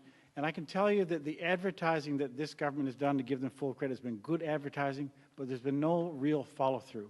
People have that bottleneck in North Sydney, and the people just turn back. And the devastation to our tourism on the West Coast in a very short period of time of a few weeks was absolutely astounding this summer when people just turned around. And the hardship stories they will have gone back with, leaving vehicles here and flying home at tremendous expense, will really hurt us. I think we need a tourism strategy to get people here, to follow up on the good advertising that's been done, to have people on flights, to come in from Halifax, come in from Toronto. We live in a fast-paced world, fast-paced environment, fast-paced economy. We're not going to make it on old ferries. Thank you, Mr. Bennett. Mrs. Bennett. Well, tourism last year showed a 9% increase over the prior year. So it's illogical why the provincial government would have cut that particular budget. As far as I'm concerned, that's just an example of the poor decisions this government continues to make. You know, when you're making strategic decisions, you don't go in and slice a piece out of a tourism budget that's actually creating jobs and creating opportunities. You know, I've talked to many members of Hospitality Newfoundland and Labrador, of which I am one, and you know, everyone agrees that this government has a short-sighted approach to economic development, not only through the red boards, but certainly issues like, you know, the forestry industry, agriculture, aquaculture, the fishing industry. Inshore fishermen are feeling neglected, and it seems like this government has given up on creating jobs. And what they focused on is 32% of the GDP, which is oil. And that's not good enough for the people of Newfoundland and Labrador. We have to get back to creating opportunities, quality opportunities for young Newfoundlanders and Labradorians so they'll stay here in our province. Thank you. Mr. Dumarisk. Liberals are province builders. There was a time when the railway was no longer the best way to go. I have thought about this, and I want to commit tonight that if I'm leader of this party and premier of this province, I will build the fixed link to Labrador, and I will see that this project is put in place so that we can have a cheaper, more reliable transportation system to be able to get on this island. And I have absolutely no doubt, from the work that I've done and the things that I've seen, we can build this project within 6 years without having any cost to the taxpayers of Newfoundland, similar to what we did with the Confederation Bridge and Prince Edward Island. This is the link that's going to guarantee that we will be able to double our tourism dollars and be able to give the quality of economic development for generations to come. This is a project whose time has come, and I will be doing it for the tourism industry and every other element of growing our province. Mr. Ball. Thank you. I think we're all in agreement so far about the mistake that this government made last year in its reduction to the advertising campaign. I think, like all of us, if you sat on an airplane or no matter where you were, when you saw those ads come on, you were very proud to be a Newfoundlander and a Labradorian. We need actually more investment into marketing and advertising our province. We had to work with our tourism providers, and we all know that it's expensive to get here. Some provinces have put in incentives, making it easier for people to come and visit our province. These are things that we need to be working with in consultation with the industry. One other thing is that I believe that we need to actually train our young people that work, on a seasonal basis within the tourism industry. It's important to know that they have the knowledge and history about everything that we are so proud of in Newfoundland and Labrador. We have a proud culture. We have a fantastic heritage. We need to use our own talent at every single opportunity. Tourism is a major, major, major opportunity for this province. Thank you, Mr. Ball. Mr. Antle. I have to agree. I mean, the amount of money that we, as a government, invest in the tourism industry is quite small compared to the return that we're getting. I mean, it's a $1 billion industry. I mean, why would you cut off the lifeline to promote our province as a destination? The other problem that we have is the government has shut us out from discussions around basic infrastructure. I mean, we need an integrated transportation strategy here that looks at our roads, that looks at our airports, that looks at our vessels. I mean, these transportation networks are critical to the lifeblood of many communities in this province. Without good roads, without reliable ferries, without accessible airports, there is no economic development. There is no tourism industry. And this government has yet again failed the people of this province when it comes to infrastructure. Thank you, Mr. Antle. Thank you to the panelists for your questions. We'll now move into the questions from the audience. And I'd like to remind the folks who are asking the questions to please limit your time to a maximum of 30 seconds. And each panelist will get an opportunity in a predetermined order to respond with a 1-minute response. Our first person asking a question tonight is Nicholas Sears.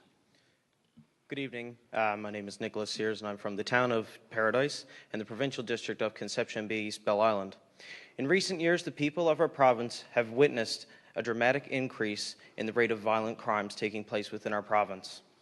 This is something that myself, along with many others, find very alarming, as most of this crime is drug and drug addiction related. With much of our taxpayer dollars being put into major hydroelectric programs, issues such as justice and rehabilitation have been placed on the back burner. If elected as leader of the party and furthermore premier of the province, how would you address this issue to ensure the safety of our everyday citizens and the rehabilitation of our offenders? Thank you. Ms. Bennett, please start. So I think what we need to do as a government and as a party is recognize that people in Newfoundland and Labrador right now are scared. Yesterday in Happy Valley Goose Bay, there was 3 break-ins. As this gentleman mentioned, on the Avalon Peninsula, we've seen increasing crime rates.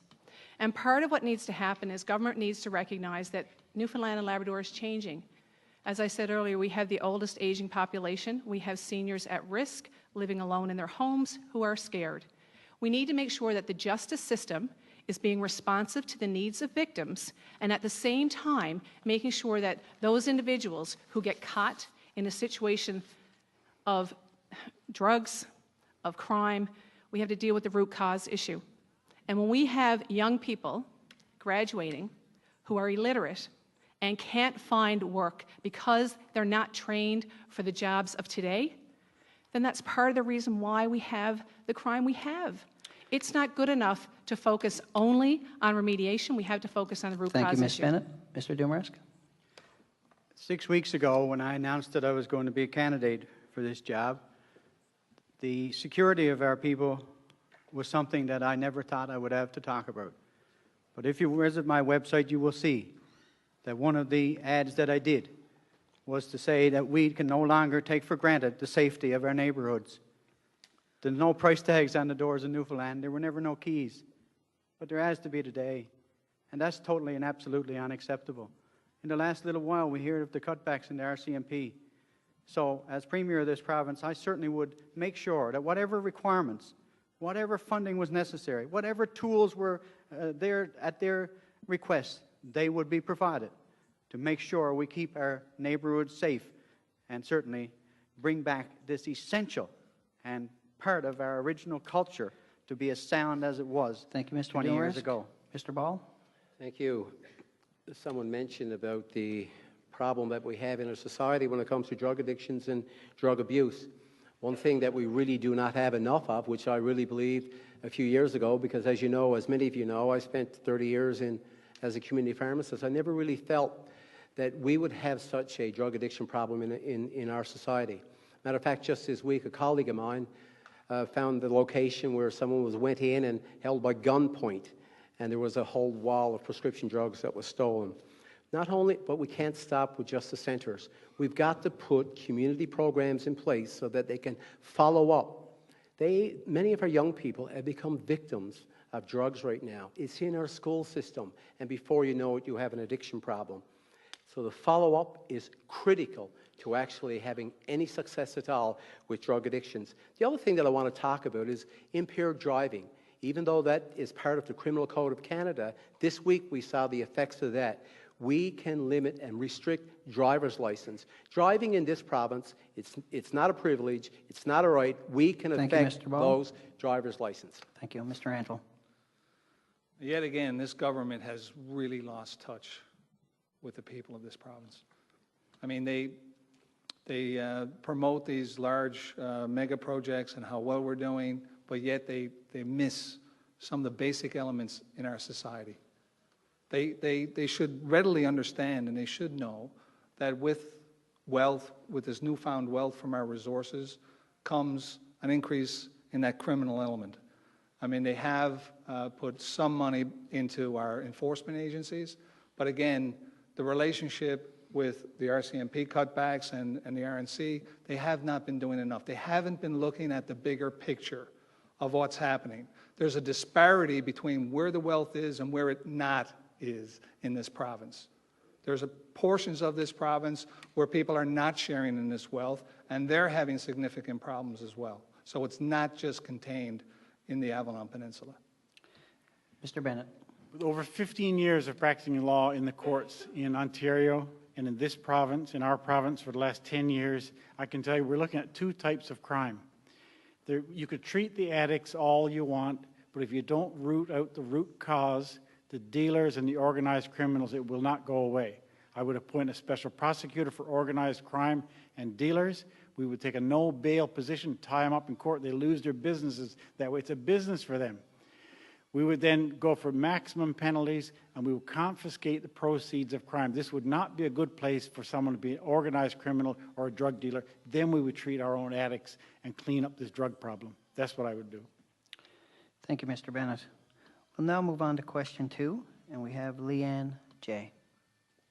Hi, my question tonight is about the fishery. And I know the fishery is a big part of Newfoundland. It's a big part of our people and a big part of our culture. And while I've heard a little bit of discussion about the fishery tonight, what I haven't heard from all candidates is a clear proposed plan for the future. I would just like some clarification on what you feel your direction would be going forward. Mr. Dumaresque, start, please. Thank you. It certainly is the backbone of our province. It has been for 500 years. It will be for the next 500 years. We must learn from places like Norway that took a percentage of its oil revenues and it dedicated it to the research and development and being able to create more jobs by adding more value to the products that we have.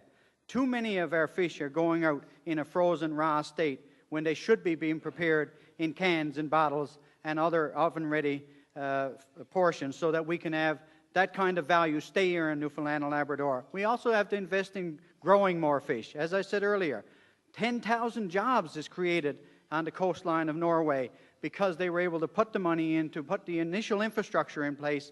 And of course, finally, we have got to learn from places like Alaska, who did a wonderful job of marketing the tremendous resource in the Pacific. We have a better resource here in the North Atlantic, and we got to put some money into marketing that to the world so that we can get the value and pay our fishermen what they deserve. Mr. Ball. Thank you. Well, there's two things, and I think I've mentioned this a little earlier in the evening. And one thing that I'm a proponent of and want to advocate for and work with Ottawa towards is a joint management structure. I know the federal government will agree with this. They've already said that as part of the platform in the last election. So that would give us some control over quotas. It would give us some control over our own research. We need the marking and harm. I agree with that. It's dismal right now. Our products and our seafood, we can be proud of. It stands up there. It's a world-class food source. It's also important around food security in our province. Our own seafood should be used more and more here at home. It is a people's resource, and as I said, it creates great economic benefits. And I found that out when during the by-election in Cartwright-Lancy-Clare, the communities were thriving with the work and the labor that was being done. So with that, I do support the fishery. There's more needs to be done. Marketing and joint management are two key issues that we need to work towards. Thank you. Mr. Antle? Well, again, as I travel around the communities here in the province, it's obvious that this current government has just ignored the fishery. If anything, they just stood by and watched it struggle. I'm not necessarily a proponent of joint management because sometimes joint management means no management. And I think we have an obligation as a provincial government to apply pressure to the federal government to abide by their responsibility and do what's right by our fishery. Do what's right by the people of this province. I mean, downloading the responsibility is one thing if you're not going to stand behind it financially. So the joint management idea, while sounds great, doesn't always work out in our best interest. The fishery itself, being a $1 billion industry, that's sizable. We have an obligation to pay attention and to work with our fisher persons to develop a plan that makes sense. Thank you. Mr. Bennett? Yes, the Minister of Fisheries provincially keeps saying we have a $1 billion industry. In fact, he took over a $1 billion industry from the Liberals and he hasn't grown it. So that means no growth. As the fisheries critic of our party, I devoted my maiden speech to fisheries because we have 8 fish plants in my district and 500 or 600 people involved in the fishery. Bob Verge says, and he's a fisheries consultant, one of the quickest ways we could jumpstart more return on our fishery is by using our waste product. He says we throw away $500 million worth of value every single year that we catch and throw away. For sure, that's the easiest way to get access to more revenue from our fishery without increasing our catch whatsoever. Then we need to pursue strategies like for the 72 groundfish plants that we have around the province, a cod recovery strategy so that using the types of product that Danny referred to and the type of marketing that we need to do to grow that industry as the cod recovers and we do better and better and better. We don't want to jump in a few years' time and ruin it all over again, but first we look after the fish we throw away. Thank you, Mr. And then we Bennett. grow the industry. Thank you. Ms. Bennett? Since 2003, employment in our traditional resource sectors like fishery, including processing of agriculture and forestry, have declined on average by 4%. And we know that fish landings last year were down 6.2% and are expected to remain the same this year. But what is the science telling us? The federal government controls quotas, the province controls processing. And we absolutely need to know what that science is saying. Sentinel Fisher people are telling me that those numbers are starting to change, but without the data and without a decision on how we're going to process and what's available to us, we can't make good decisions. This government doesn't have a plan for our fishery. We need to look at how to improve the value chain and get every piece of value out of processing anything that happens in our province. And we absolutely need to create a premium place brand for products that come from Newfoundland and Labrador. We have to be proud of what we create, and we have to showcase that to the globe. Thank you very much, and thank you for your question. We'll now move into our third question, which is to be asked by Barry Warren. I want to talk about our healthcare system and, I guess, economic development. I'll be very quick. I had a medical condition last week, lost my hearing in my right ear. Went to the hospital for 4.5 hours waiting. Great people, really couldn't do anything for me. We have a shortage of doctors here in Gander. For the last couple years, we've gone back and forth, and our family doctor is in St. John's. We left on Sunday, went to St. John's, called up our doctor, see if we could get in to see her. She got us in, explained the problem. She made a phone call. I got in to see a ear specialist. They took care of the problem in all of an hour. If that was here in central Newfoundland and probably in Labrador, that'd be 6 months to a year. That's a big problem. The other concern I have, and we haven't addressed this tonight, and I don't know if anybody's ever asked a question, because healthcare dollars are important. I'm a baby boomer. I'm getting older. Time, Mr. Warren. Yes. Move on. And the other question is that what is the negative effect of Muskrat Falls? Are we going to have the dollars in the future if that project puts us into bankruptcy? Thank you. Mr. Ball? Thank you. One thing for sure, Barry, you can't spend the same dollar twice. So I guess history will tell us what the final impact will be on Muskrat Falls. You mentioned access to health care in your situation as you went to find a family physician, I would imagine. That's the problem. We keep hearing numbers about investment in health care, but what we're not hearing and what we're not having any success with are outcomes. We do not get good value for our money when it comes to health care. We just recently had the first round table when we drew in a large group of healthcare associations because we were concerned about healthcare. They didn't ask for more money. They said, let's spend our healthcare dollars wiser. Let's get better outcomes. They talk about expanding scopes of practices for nurses and for pharmacists and, for nurse practitioners. They are interested in working with us to solve our healthcare problem. We need to put in specific programs. I've mentioned designed around acute diseases like diabetes, smoking cessation programs. These are investments where we will get a huge return. Mr. Antle? As a baby boomer, again, I have concerns because as we get older, as we age, the cost of health care is going to keep going up. If we don't review our primary, secondary health care system, long-term care system, we won't be able to afford it anymore. We have to find ways to become a little bit more innovative on how we're delivering health care. The example that I mentioned earlier in Grand Falls, this multidisciplinary collaborative health clinic, they're doing a great job. They're now bursting at the seams. It's 12 physicians all under one roof. It's a one-stop shop. It's taken a lot of pressure off the local hospital and the emergency rooms.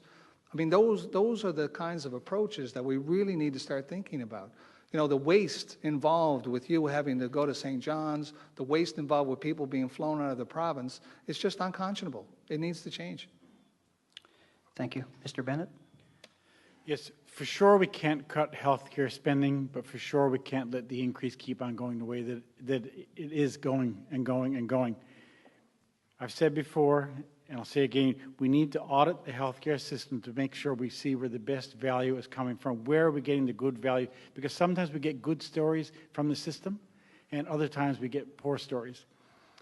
By auditing the system, we will identify some efficiencies.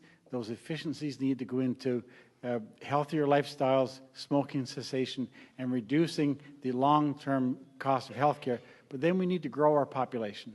We can't simply sit here and keep getting older and older and older. We have to have a large-scale population strategy whereby people come back and people come to our province, so that over the next generation we increase our numbers, which we ought to have been doing over the last 40 years. That will lower the cost overall of healthcare. We have to rebuild our province from the ground up, and we've got to maintain the cost and benefit of healthcare as we go forward. Thank you. Ms. Bennett. So, Barry, I think we need to be frugal in making sure that every possible cent gets to the front line. And right now, that isn't happening. That every dollar isn't getting into care of patients and it certainly isn't getting into all regions of the province. We need to look at things like using pharmacists, et cetera, to consult with other community stakeholders to activate more healthcare professionals in a different way in our communities. A good example of this is a program this provincial government cut, which allowed us to retain more doctors here. And it was a program that exists in other provinces but isn't here anymore. I learned about this by talking to medical students who told me that they could work summer programs shadowing in rural communities so they could get engaged and attached to rural Newfoundland. It would give them the experience of working in rural Newfoundland and develop a passion for the community so they'd stay. That program has been cut, and we are seeing our young doctors looking at other provinces who have those programs, and I just don't think that's good enough. Fundamentally, with healthcare, we need to look... Thank you, Ms. Bennett. Mr. Dumaresque. You know, 6 years ago or so, government went to Corner Brook in Western Newfoundland and outlined a $1 billion hospital. Last week, they went out and said, now you're going to have to put up with $500 million in the hospital. You're obviously going to get less care because, you know what? We do not have the money. We do not have the money because we have been so financially reckless in the Muskrat Falls project. And yes, there's absolutely no doubt that it has to be reviewed. Do you know that we are going to give away to Nova Scotia for 35 years $1 billion worth of electricity? We must eliminate the maritime link. We must review every aspect of the Muskrat Falls so that we can get some revenue back into our treasury, because the people on the West Coast deserve that hospital. The person in Deep Bay that had to go and come to Gander so they could get dialysis, they deserve to be able to get dialysis on Fogo Island. These are things that we deserve, but we got to challenge the recklessness of the financial situation of Muskrat Falls. Thank you, Mr. I couldn't agree with Dumaresque. you more. Thank you. Thank you, Mr. Warren. We'll now move on to the next questioner will be Michael Walsh. Please go ahead. Thanks very much. My name is Michael Walsh. I'm the chairperson of the Canadian Federation of Students Newfoundland and Labrador. We represent all 28,000 public post-secondary students in the province. Investments in post-secondary education are investments in our province's future. Studies have shown that for every dollar invested in our public college system, we have seen an $11.50 return. Currently, many young Newfoundlanders and Labradorians choose not to attend college or university because of debt aversion, and upon graduation, many young graduates are prohibited from participating in the economy by buying houses, starting families, or taking the risks associated with entrepreneurship because of an average of $20,000 of student debt. Needs-based grants have been proven to reduce student debt, and in the last election, the Liberal Party had promised to eliminate loans in favor of non-repayable grants. Mr. Walsh, can we get to the question? Sure. What is your vision for reducing student debt in the province, and are you in favor of maintaining the Liberal Party stance that the grants program be expanded to replace all student loans? Mr. Rantle? Well, if it wasn't for the student loan program and grants, I would never have got my way through university. My first degree of 3 was with the student loan, and I was very grateful for that. The grant came afterwards, and it was only because of the grant I was able to reduce more loan, more debt, and work my way up through the academic system. The student loan program is critical to allowing our students to have access to great programs, to give them the encouragement and the skills that they need to go out in the world and be productive citizens. This government, again, with their lack of an education strategy, has done absolutely nothing and shut everybody out. I'm sure they haven't had any conversations with the students about what they would like to see in a program. I would not let that happen on my watch, sir. Thank you. Mr. Bennett? Yes, in 1992, as a return to university student, I benefited from student loan. The student loan permitted me to be able to study law in the United States while I was studying law in Canada. Detroit and Windsor being across the river from each other. I understand the importance of being able to borrow for education. I think it is important to borrow for education. Grants are important as well. But we need to keep the student loan system in place. But also, I think more importantly and most importantly, is that we need to provide employment opportunities for young people when they leave, when they graduate, when they finish. I think the burden is not so much having the student loan as having the lack of prospects when you graduate. This government seems to have done absolutely nothing in matching people up with the types of employment that they could have. We've been in a mad dash for oil money, and that's fine in a way, but we certainly need to diversify our economy so there are more opportunities for employment for more students when they graduate from university and also at technical schools. Thank you. Ms. Bennett? So one of the things I think we owe young people is clarity on where those jobs are going to be. And I think when you look at the number of students that we have entering post-secondary education, which, as you said, is significantly less than the national Canadian average, we have an opportunity to figure out why.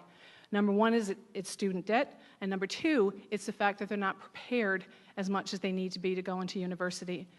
The other thing we're not doing is we're not giving students an education on where those jobs are going to be in the future. So 60% of the jobs that are going to be available in the next 20 years, we don't even know about yet. So we have to be able to inspire young people to go to school, get a quality education in primary and secondary education, but also in post-secondary, so they're ready for those jobs, because that's the way they're going to earn more money, and that's the way they're going to be able to pay off a house and be able to buy the things that are basic to people. You know, how every young person I've talked to has talked about the difficulty of buying a house, and student debt is a contributor to that as well. Thank you very much. Mr. Dumaresque. There's absolutely no doubt that we have to continue to put education and education funding a priority. But as Jim said, there is no way that we can go out there and be able to expect people to come out of university shouldering their share of the debt if they just got a retail economy to go to. We have got to industrialize this province. We have got to create more Long Harbours that are going to pay the $100,000 a job. We got to go out there and use our resources to bring industrial development to other parts of the province so that we can have those high-paying incomes that are going to be able to give you the financial ability to repay any money that you borrow. I left the coast of Labrador because I had an electoral district scholarship some 30-some years ago. It was essential that I get that in order to go there. And certainly we have to continue to try to give those incentives. But unless we have an economy that is built for the long term on high-paying industrial jobs, we're not going to be able to give the people the security they deserve. Thank you. Mr. Ball. Well, thank you. Your question was about needs-based grants, and I want to be very clear now. This was a platform that I ran on in 2011. It was in the Liberal, it was part of our platform, and yes, I still support that, and we would continue to do that. There's no question that investment is good. Investment in education gives us huge returns. One thing about it, too, that we cannot forget, that it was a Liberal government that put in the tuition freeze that still exists today. This government, however, in 2011, promised to take a look at the needs-based grants. They haven't done it. We're still waiting for that. Students deserve a good start in life. Student debt is prohibitive of doing that. We all know that student debt places huge burdens on young families and young professionals trying to get a good start in life and actually bring economic benefits back to our province. We also need to look at our summer student program and our internship programs. Our apprenticeship programs right now is dismal. We're seeing people that are skilled workers finding it very difficult to get placements for apprentices right now. Thank you, Mr. Ball. Thank you, Mr. Walsh. We'll now move on to our final question from the audience tonight, and we have up next is Mr. John Efford. Thank you. When I look back over the last 50 years and look at the Churchill under Premier Smallwood, I look at it as something to look at as for mistakes of the past and how can we move forward in the future. When I was Minister of Natural Resources Canada, I was briefed on the transmission line going through Quebec, and I was briefed on the transmission line going to Nova Scotia. The Nova Scotia transmission line was not possible under the economic circumstances. And I'm concerned in this way with my children and my grandchildren, particularly my grandchildren, because somebody is going to have to pay the bill. And I listened to some people on the stage tonight very adamant about this. So I ask you a two-part question. One, to deal with the economic cost of the transmission lines and the overall economic cost of the Muskrat Falls. Will our children and grandchildren pay for that? And in order to get that far, you have to convince the Liberal Party, who passed unanimously at the last convention to go against Muskrat Falls. So there's two things there that's going to be a major issue for the new leader to deal with. Thank you. Mr. Bennett. I, as part of caucus, opposed Muskrat Falls on the simple basis that it was too much money for not enough power that we probably didn't need. We were not going to shut down Holyrood. We could have cleaned it up. I believe that we should have bridged between now and 2041. If we needed the power at that time, we should use the Upper Churchill power then. We could have bridged, I believe, with small hydro projects that are available in our province, including one 20 kilometers from where I live. We could have used wind power with a bigger grid. We could have used conservation, and we could have used pellet power even. Now, as for the cost, I believe we're far enough down the road. We have to finish Muskrat Falls. We don't go breaking contracts. The deal is done. We're too deep to back off. So now we need to shield the people, including your children and grandchildren, from the costs for fixed income people. We have to finish the deal to the best manner that we can and as efficiently as we can, and then move forward. Thank you, Ms. Bennett. Look, the reality is everybody in this room knows that I'm pro Muskrat Falls, and we'll agree to disagree on the stage. Mr. Bennett's right. This project is under construction, and right now what the project needs is the best manager to hold Nalcor accountable for delivering on the business cases that it has created. And I think this government is unable to do it. And quite frankly, based on the experience that I have, I'm confident that I can keep them accountable. And when I put my hand up and supported this project as a director, I knew that I was going to be personally held accountable for that decision, that my children's grandchildren were also going to be held accountable. And one of the things that I can tell you about a Cathy Bennett leadership is that I will always stand up and I will always be accountable for the decisions I make. Thank you. Mr. Dumaresque.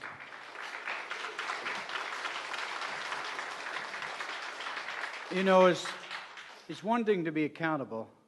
It's another thing to be respectful. I served with Premier Clyde Wells. There was never a more strong-willed person that I've ever met in public life. But there was times in the caucus, there was times in the party when Mr. Wells did not have the support that he wanted to be able to get an initiative through.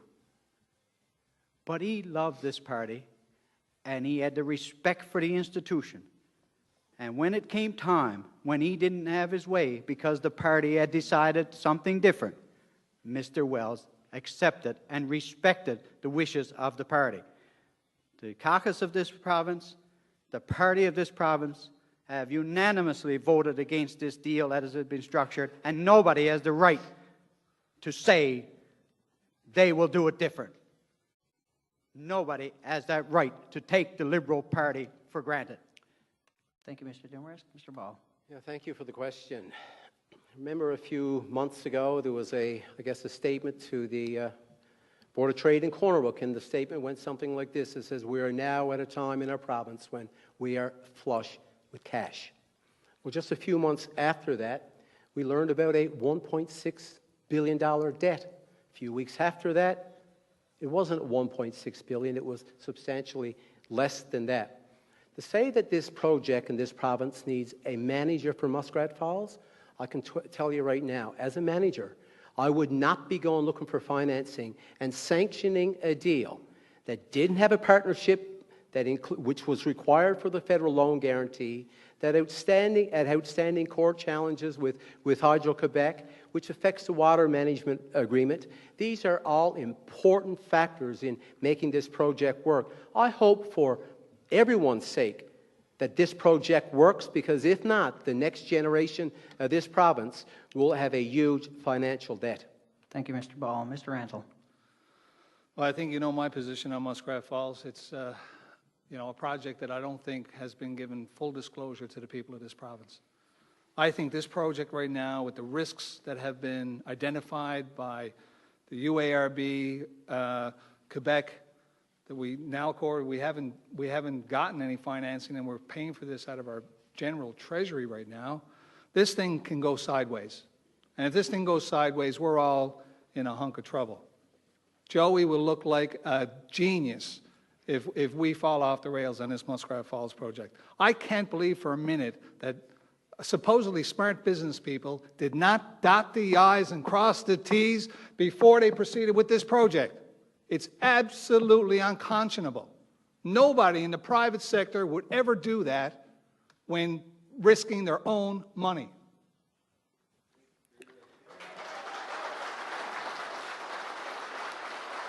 Thank you very much, Mr. Antle.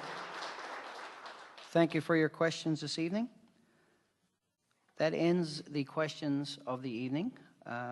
Each candidate will get 2 minutes for closing remarks. If you guys would like to take a seat, and then I'll introduce the folks doing the closing remarks. Ms. Bennett, you're first. Fellow Liberals, these are the facts.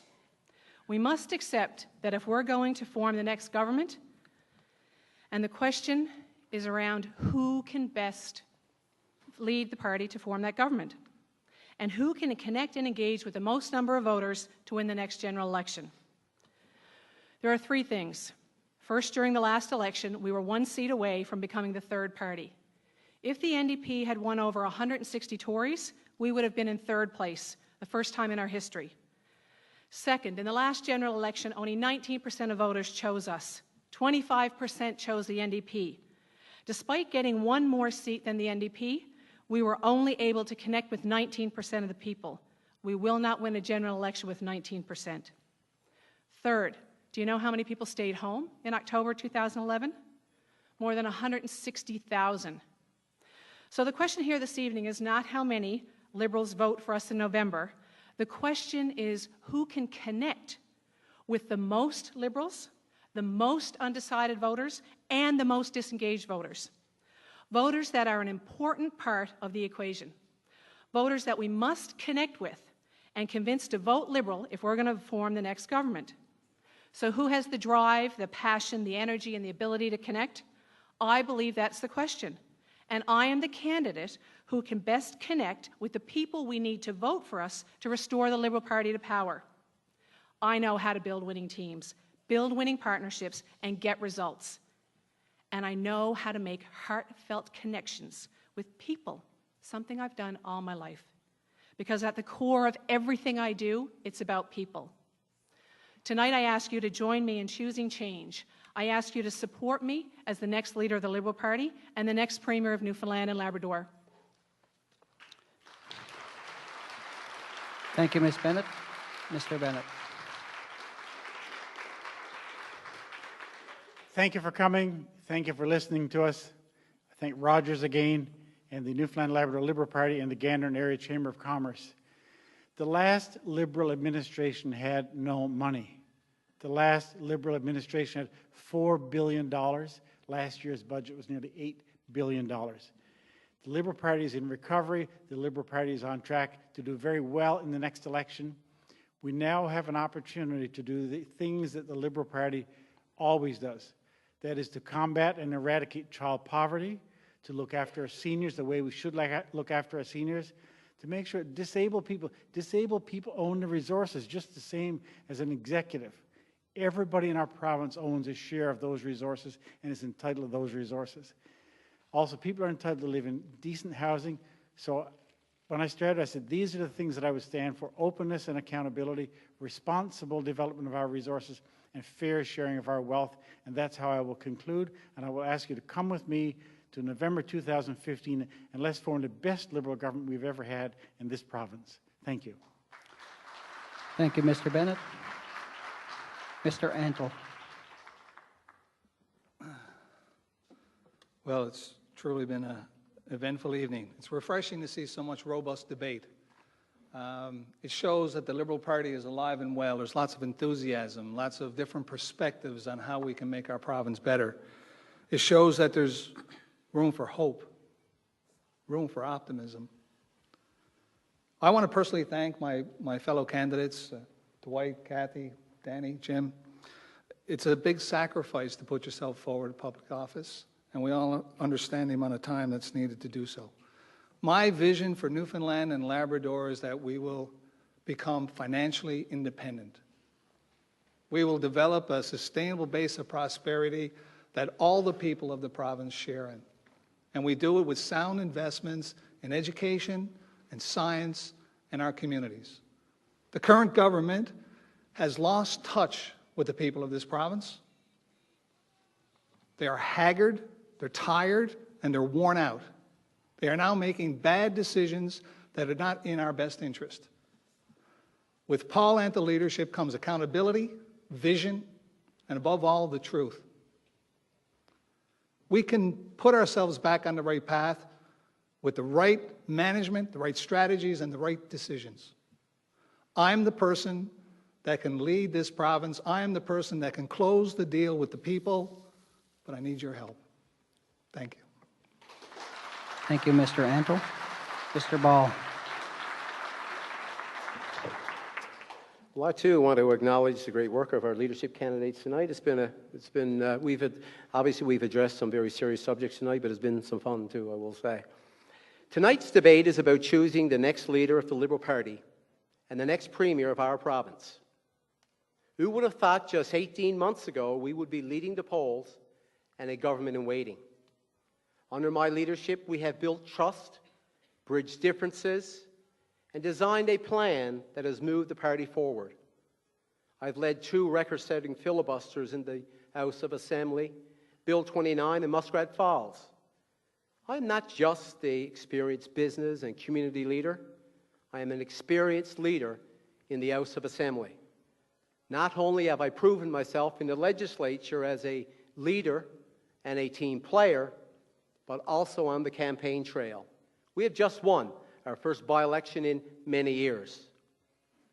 I would like to close tonight with a quote that was sent to me by a friend of mine who felt it best described my leadership style. The quote is from the late Jim Rohn.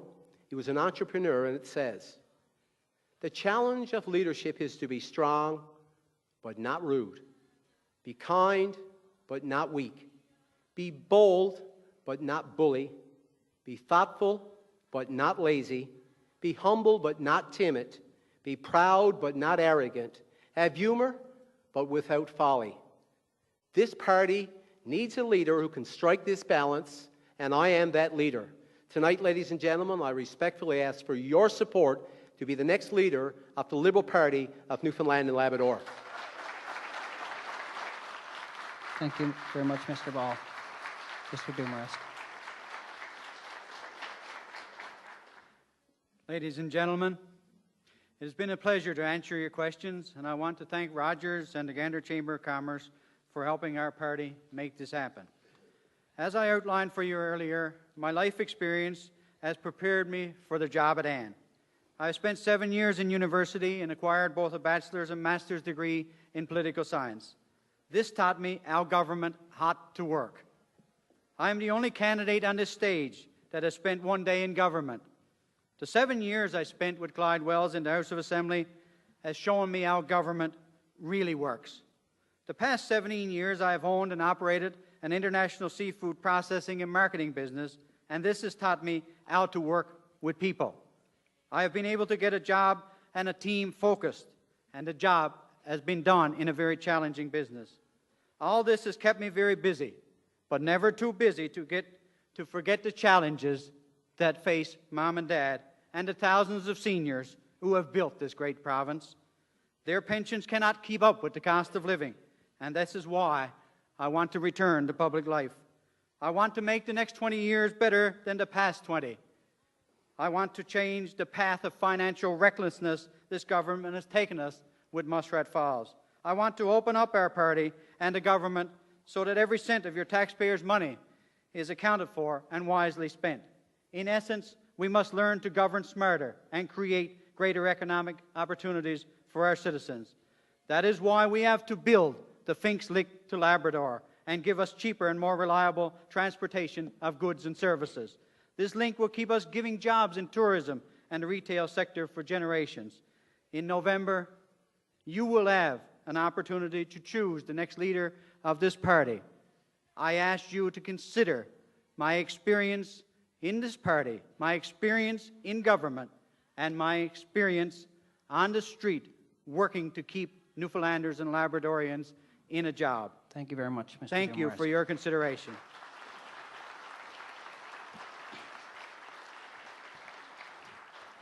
Well, ladies and gentlemen, we've come to an end of the evening. I trust that you found this evening to be very interesting and informative, in spite of the heat that's been here in this building tonight. It's been pretty hot, so I want to thank you for your attention and for the candidates. I just want to wish you folks well in your campaigns. To our panelists, Andrew Fury, Jeff Marshall, and Gina Brown, on doing such a great job this evening. Also, our timekeeper, Kevin Higgins, for keeping us all on track and on time tonight. To the Liberal Party of Newfoundland and Labrador for bringing this great event to Gander and partnering with the Chamber and Rogers TV. To Cohen's Furniture for the stage, furniture, and decorations. College of the North Atlantic for the additional podiums here tonight. To Steele Hotels for the table dressings. Brian Dove and the staff of the Arts and Culture Centre for doing a fabulous job again this evening. To the Board of Directors and the staff of the Chamber for their assistance this evening. And last but not least, I'd like to thank Roger Robinson and the Rogers crew for the hard work and the effort that they put into hosting this event again tonight. Also, there will be a reception in the art gallery this evening with the candidates, so you're more than welcome to stay behind and get a chance and opportunity to speak with the candidates here this evening. I now call upon Gina Brown from Rogers to sign us off for this evening. Sorry. Thank you, Darren. And I just want to make sure that we thank, once again, the Gander and Area Chamber of Commerce for a wonderful evening and all the effort that they put into this. Thanks to the candidates as well as the rest of the Liberal Party of Newfoundland and Labrador. To the audience members who made the concerted effort to come out to the Smallwood Arts and Culture Centre, as well as to our viewers at home who decided to watch us this evening.